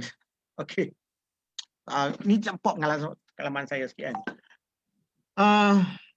Memang bila kita banyak membaca, kita pun terasa lah nak tiru atau nak jadi macam penulis tu. Kan, kalau rasa boleh aku nak jadi macam orang penulis ni, tengok orang ni menulis hebat, macam menulis hebat.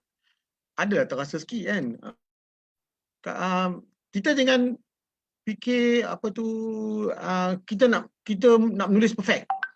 Kadang-kadang kita dah start tak boleh lah fikir jam kan. Kita akan jam. Kita nak come up with something very perfect kan.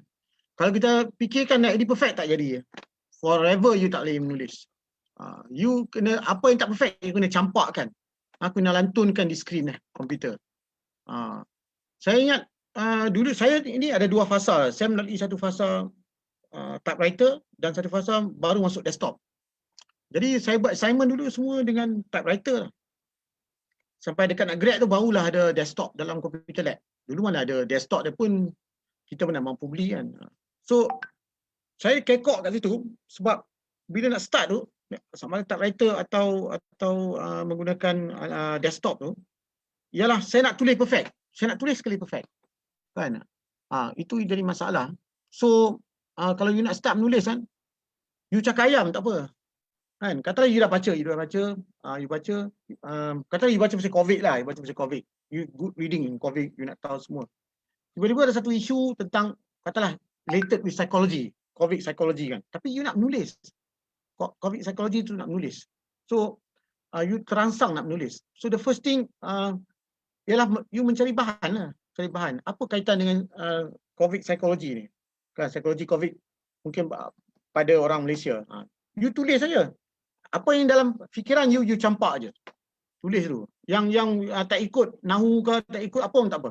Just tulis. Banyak mana nak tulis saja. Kan, jangan risau buat kesalah. Bila you buat salah tu yang betul. Kan, bila dah ada point banyak, you dah tulis apa yang dalam fikiran you tu. Kan, you nak bahan, then you start cari bahan lah. You start cari bahan. Ini bukan penulisan kewatanan, ini just penulisan macam biasa lah. Just a comment macam tu je tau. Yang tu lain pula. Deep writing tu lain, philosophical writing semua tu itu lebih dalam. Ini just to feel, saya rasa nak menulis lah. You rasa nak menulis.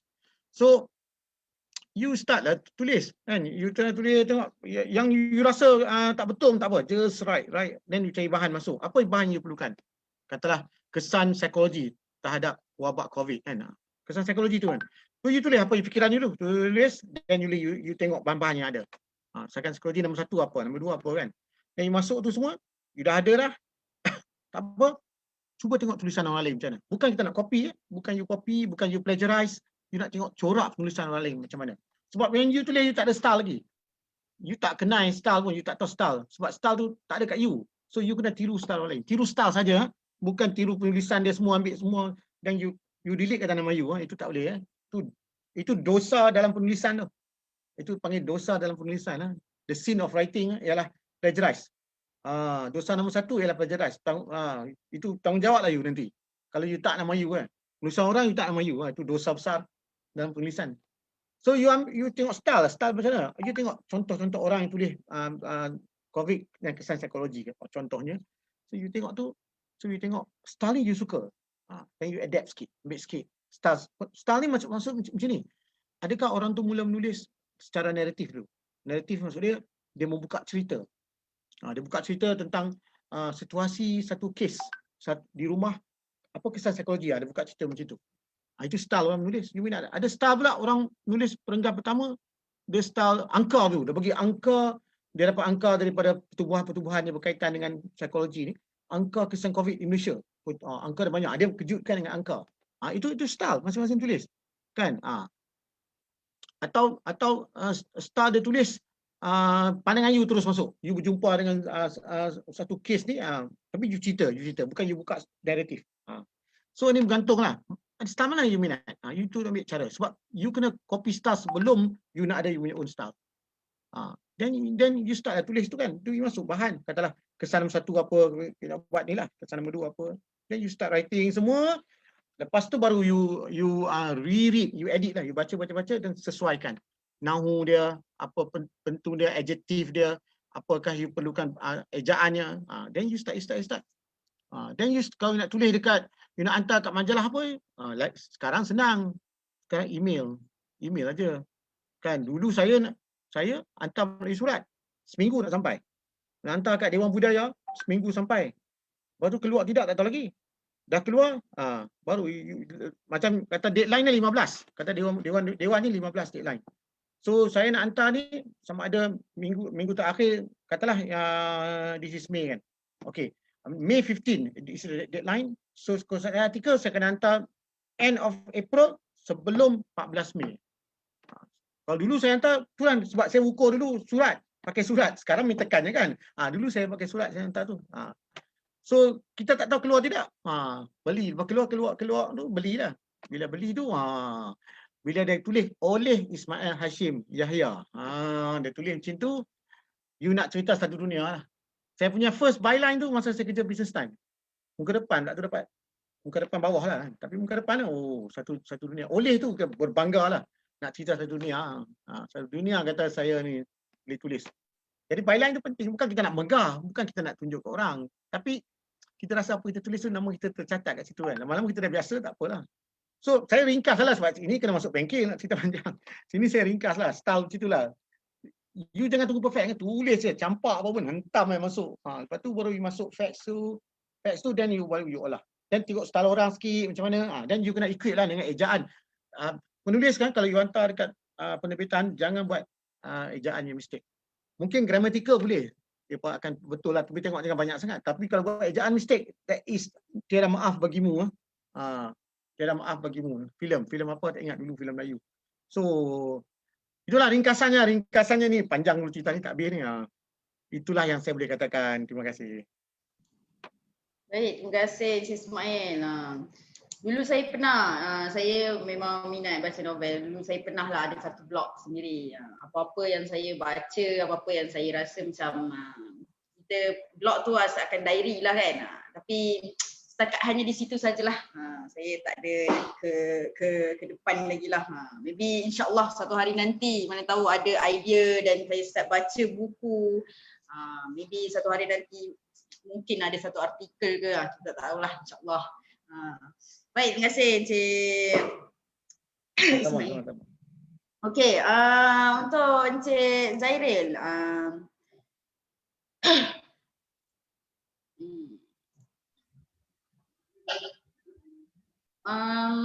Okey. Pada musim pandemik ni, kalau kita sekarang banyaklah SOP yang kita kena ikut, macam-macam, PKPD, tak boleh rentah negeri lah, tak boleh rentah daerah, macam-macam. So kalau Perpustakaan UNISEL ni ada tak, kan sekarang musim COVID tak buka, so tak buka perpustakaannya, so ada tak buat permohonan, boleh ke buat permohonan secara online ataupun ada kaedah lain? Kalau tak boleh masuk dalam perpustakaan tu, apa kaedah yang boleh diguna pakai sekarang?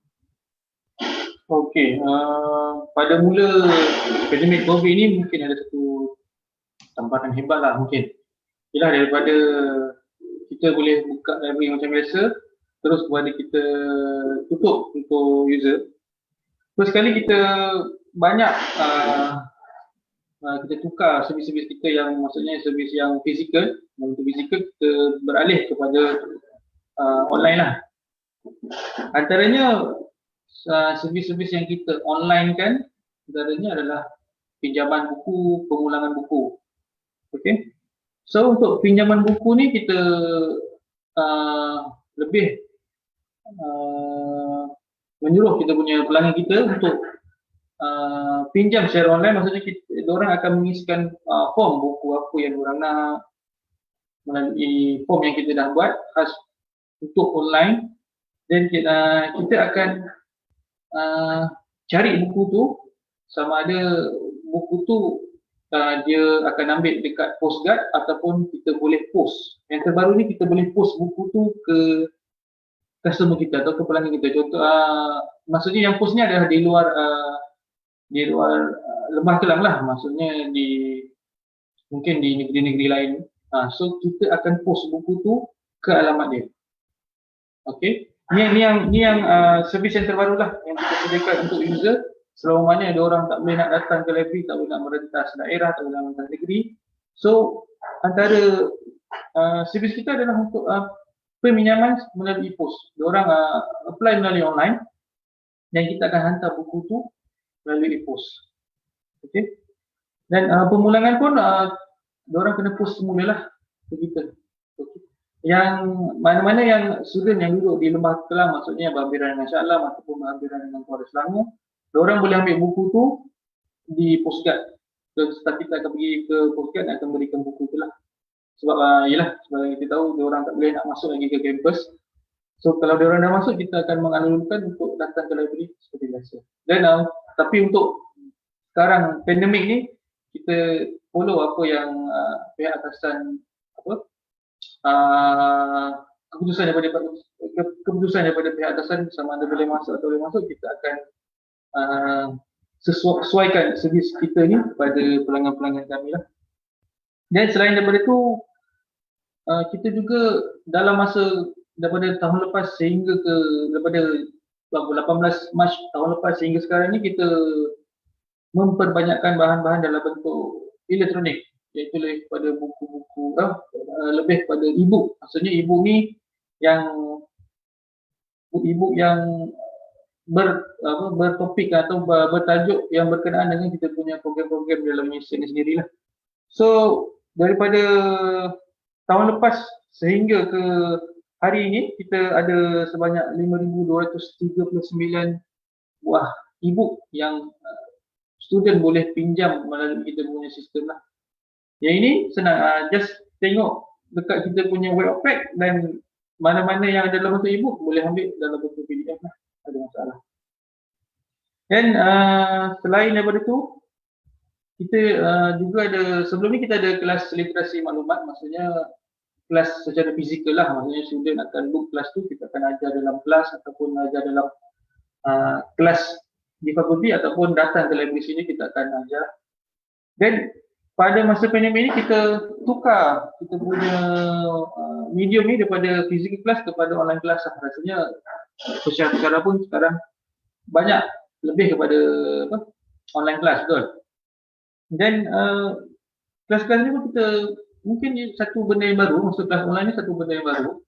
Antara kelas online yang kita ada APA citation, kita ada introduction to the library, kita ada Google Scholar, kita ada tentang online database, dan juga kita ada kelas online dalam tentang teknik itu sendiri. Teknik ini adalah satu program, satu application yang mana untuk check plagiarism. Macam yang Cik Ismail kata tadi, plagiarism ni adalah satu dosa besar. So plagiarism ni kita ambil maklum, maksudnya benda ni kita ambil sebagai benda yang penting lah, sebab plagiarism ni satu isu yang hot, maksudnya benda-benda ni boleh sama menyaman. So kita ambil berat benda ni, dan salah satu sebab teknik ini kita subscribe adalah untuk membentuk student kita untuk membuat satu kerja ataupun satu penulisan tu tidak plagiarism, maksudnya pada nama orang tu letak nama kita. Kita nak mengajar student tu untuk membuat kerja, maksudnya membuat research tu sendirilah secara dengan step-step yang ada lah. Dan selain daripada itu juga selama musim pandemik ni kita juga ada buat program-program yang berbentuk online. Antaranya yang dah kita buat dan yang last adalah semalam kita buat. First kali kita ada buat, kita ada berkolaborasi dalam festival bercerita di Putrajaya. Dan yang kedua, kita ada buat siri bicara buku. Yang pertama, siri bicara buku yang pertama berkenaan dengan nutrition writing, iaitu daripada Madam Mohan Najil. Dan selepas tu, kita juga ada program dengan MBBY, iaitu MBBY International Conference on Children and Book 2021. Iaitu dekat di Library KL, kita berkolaborasi dengan BBI dan juga Library KL. Dan yang last sekali adalah pada semalam, iaitu siri bicara buku yang kedua bersama Dr. Ahmad Zaki, iaitu kita punya pengarah Syekh Islam. Kita bicara buku tentang buku yang ditulis lah, yang bertajuk Adab Sopan Penuntut Ilmu. Yang apa? Maksudnya di sini banyak program-program dalam bentuk online yang maksudnya kita tak dapat jumpa pelanggan kita secara fizikal, tapi kita dapat jumpa kita punya pelanggan kita melalui online, melalui Facebook Live ke, melalui YouTube ke. Ini adalah kaedah-kaedah yang kita guna pakailah selama mana pandemik COVID ni ada sekarang. Dan kita punya perkhidmatan pun lebih kepada contoh, sesiapa yang ada masalah boleh terus check dekat kita punya website tu, kita ada satu servis untuk check, online check. So boleh terus check kepada kami dan kita akan respon secara secepat mungkin lah. So kepada yang tak boleh check boleh terus call dan kita akan bagi khidmat nasihat lah, apa yang diorang boleh dapat, apa yang diorang kena buat. So pada saya, yang mana yang terbaik untuk pelanggan kami kita akan sediakan lah sebaik mungkin. So saya rasa kaedah-kaedah ni lah yang terbaik yang kita boleh sediakan lah untuk selama mana COVID, pandemik COVID ni. Okay, baik Encik Zairil. Kalau kita dengar banyak yang pustakawan UNICEL ni buat untuk student-student. Cuma student je tak tahulah diorang join ke tak join ke, yang tu kita tak tahulah kan. Sebab diorang dah biasa dengan pandemik ni, diorang rasa macam alah benda tu tak penting. Tapi sebenarnya bila kita dengar banyak benda yang boleh memberi input kepada kita sebenarnya. So, kalau lepas ni siapa yang dengar forum ni bolehlah sentiasa up to date dengan pustakawan Unicell supaya diorang tahu apa yang pustakawan program-program yang dijalankan orang kata. Okay. Terima kasih Encik Zairil. Okey, untuk soalan yang terakhir, last but not least orang kata. So sebagai untuk Encik Zuan sebagai pengarah Comnet, apakah inisiatif pihak Comnet sendiri dalam Hari Buku Antarabangsa ni untuk menggalakkan student-student ni membaca, lagi-lagi kalau kelab ni kan, diorang tak ada buat apa-apa kat rumah. So apa inisiatif Comnet sendiri untuk student-student ni? Okey, baik Ainul, terima kasih. Sekarang kita sedang gerakkanlah satu inisiatif gerakan #Unicell Membaca. Jadi fokus kita ni kepada seluruh warga Unicell dan juga komuniti. Jadi sama ada mahasiswa, staf, pensyarahnya, kaki tangan pentadbiran, daripada keseluruhan lah, dan juga alumni kita. Kita jemput bahkan kepada komuniti, guru sekolah, pelajar sekolah, pelajar universiti, orang awam, suri rumah dan sebagainya. Sebab kita juga maklum bahawa apabila pelajar ni tidak terdedah dengan bacaan disebabkan oleh ibu bapa pun tak membaca. Jadi macam mana anak-anak nak membaca kan? Jadi kerana itu kita nak buka penyertaan ini bersempena dengan sambutan Hari Buku Sedunia. Kita lancarkanlah pertandingan ini. Penyertaan boleh dibuat mulai hari ini di dalam Google Form yang telah dipost dalam ruangan komen.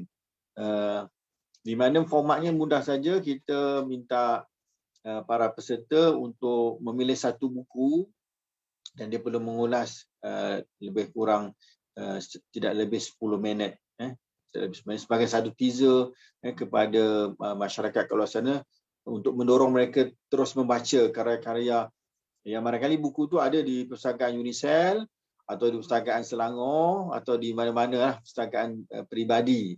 Jadi itu inisiatif yang kita ambil dan juga kita akan buat secara live. Jadi perlu pilih tarikh, masa yang bersesuaian. Nanti pihak sekretariat akan menghubungi saudara dan saudari. Jadi nanti akan dibuat seperti sesi pada hari ini lah, forum komuniti bestari, tapi dalam segmen Unicell Membaca. Jadi tempohnya mengambil dalam 10 minit, tapi kita akan pancarkan live tu di dalam YouTube. Jadi benda ni boleh diakses terus dan juga bila sekali dia menyertai inisiatif ini, gerakan ini, maka kita masukkan dia sebagai senarai peserta yang akan dipertandingkan. Okay, jadi kalau banyak like dan juga banyak komen di dalam ruangan YouTube tersebut menunjukkan bahawa kupasan itu mampan, menarik. Jadi itu kriteria yang kita akan kira untuk memberi satu apresiasi lah. Hadiah kita taklah besar tapi ada dalam bentuk wang tunai dan juga penyertaan-penyertaan yang mungkin tidak bertuah untuk memenanginya, kita akan bagi seguah hati dalam bentuk e-book dan juga sijil penyertaan. Jadi saya kira ini salah satu sekecil saja dan insya-Allah kalau dapat kita mulakan pada 27 April ni, seawal 27 April sehinggalah kita jangkakan sehingga akhir Ogos. Akhir Ogos. Jadi tempoh itu untuk kita pertandingkan. Tetapi dari masa ke semasa berterusan, kalaupun tidak mendapat hadiah, jadi di situ kita akan teruskanlah sehinggalah orang berhenti menghantar permohonan penyertaan tu. Jadi itu saja Ainul. Terima kasih kepada semua. Baik, terima kasih. Satu inisiatif yang menarik ya. Kalau siapa yang malu-malu macam dia rasa dia boleh nak bedah buku tapi dia malu dia tak tahu platform mana yang dia rasa boleh ada. So terima kasih kepada pihak Comnet kerana menyediakan satu platform yang bagi kita satu orang kata peluang untuk student-student ataupun staff ataupun mahasiswa yang join live ni, dan sesiapa yang inginkan peluang ini silalah rebut peluang pada masa sekarang. Okay, terima kasih kepada semua panel kita, Encik Ismail, Encik Zaira dan Encik Zuan kerana sudi meluangkan masa. Kita jangka sampai pukul 11 je tadi, tapi disebabkan perkongsian yang sangat menarik, kita bawalah sampai pukul 12 special untuk anda semua. Jadinya sekiranya ada sebarang soalan, rasanya tadi ada satu je. Jadi saya bukalah kepada sesiapa panel yang nak menjawabnya. Soalan daripada Facebook komen, dia tanya macam mana nak buat bacaan itu menarik kepada parents yang berumur 30 hingga 50 tahun ni. Sedangkan mereka tu adalah role model kepada anak-anak. Tapi kalau kita kalau dia tengok parents-parentsnya pun tak membaca. So anak-anaknya pun tak membaca lah. Parents-parents semua busy dengan telefon, busy kerja, balik rumah dah penat. Jadinya apa, maybe dia minta tips kot ataupun dia tanya apa bacaan yang menarik lah untuk parents ni. Silakan. Maybe Encik Ismail, Encik Zaira boleh jawab. Apa nak kata, sebab susah juga ni. Tabiat baca ni dia tak boleh create on the spot. Jadi mungkin saya tak tahu, mungkin lanjutan dia dari mungkin filem, katalah filem dakwah kan, tontonan filem dakwah. Tetapi daripada tontonan tu mungkin create ada ruangan komen, dia start dengan komen. Mungkin pada komen tu dia boleh start mula pembacaan. Sebab kalau umur 40 tahun ke atas, kalau bagi saya lah, pandangan saya, kalau budaya membaca, tabiat baca tak ada tu, kadang-kadang perlukan sesuatu lah yang di luar untuk meyakinkan lah. Kadang tengok filem, kadang bila filem tu mungkin ada hidayah, mungkin ada kesedaran untuk pembacaan kan. Sebab benda ni subjektif lah. Kita tak boleh nak bagi nombor 1, nombor 2. Mungkin pakar motivasi mungkin dia ni lah kot. Tapi saya tengok pada apa yang menarik tu. Itu menarik tu mungkin filem.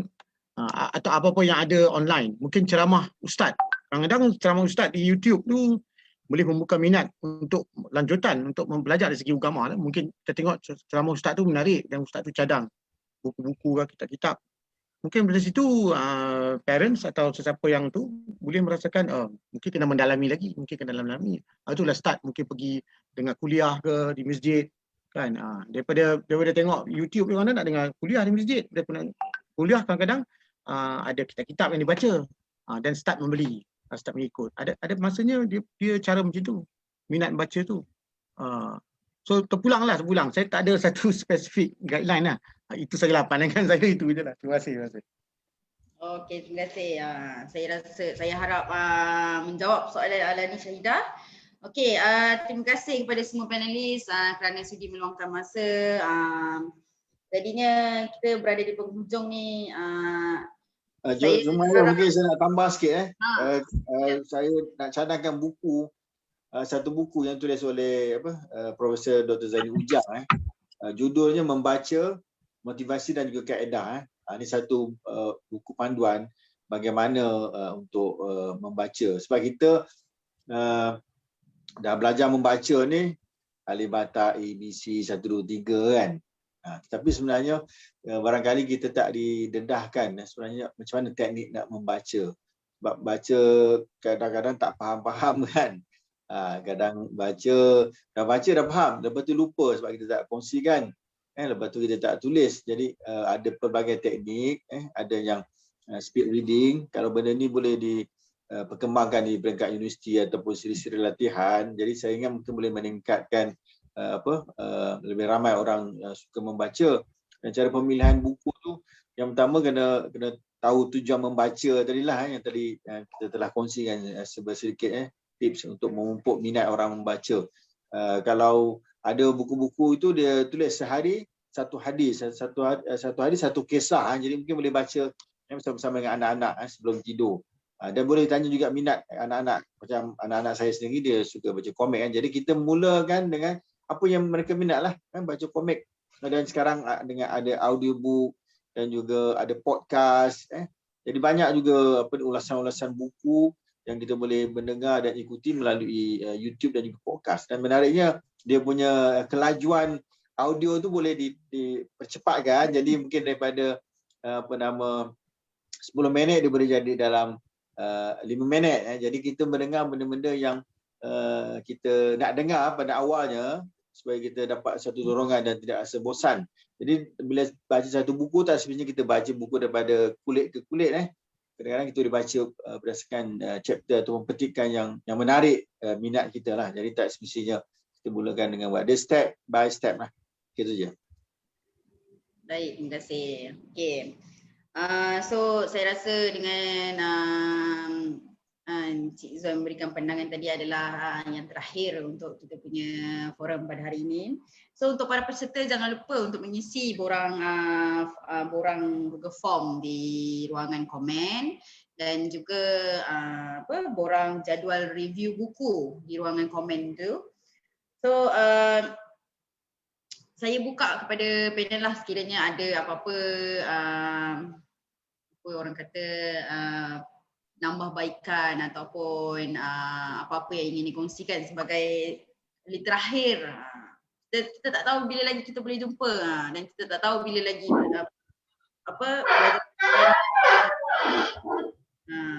so sekiranya ada saya mempersilakan.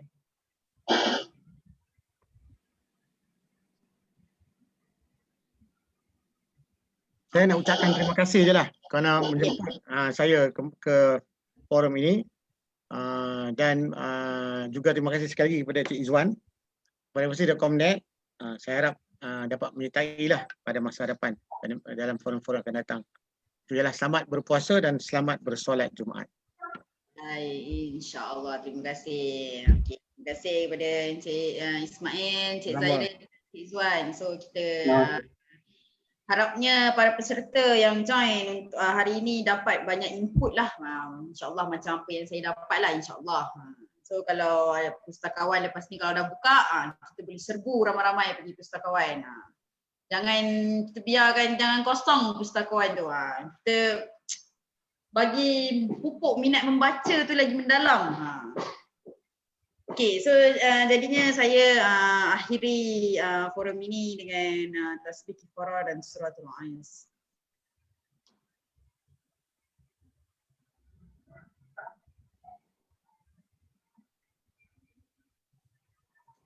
Baik, terima kasih.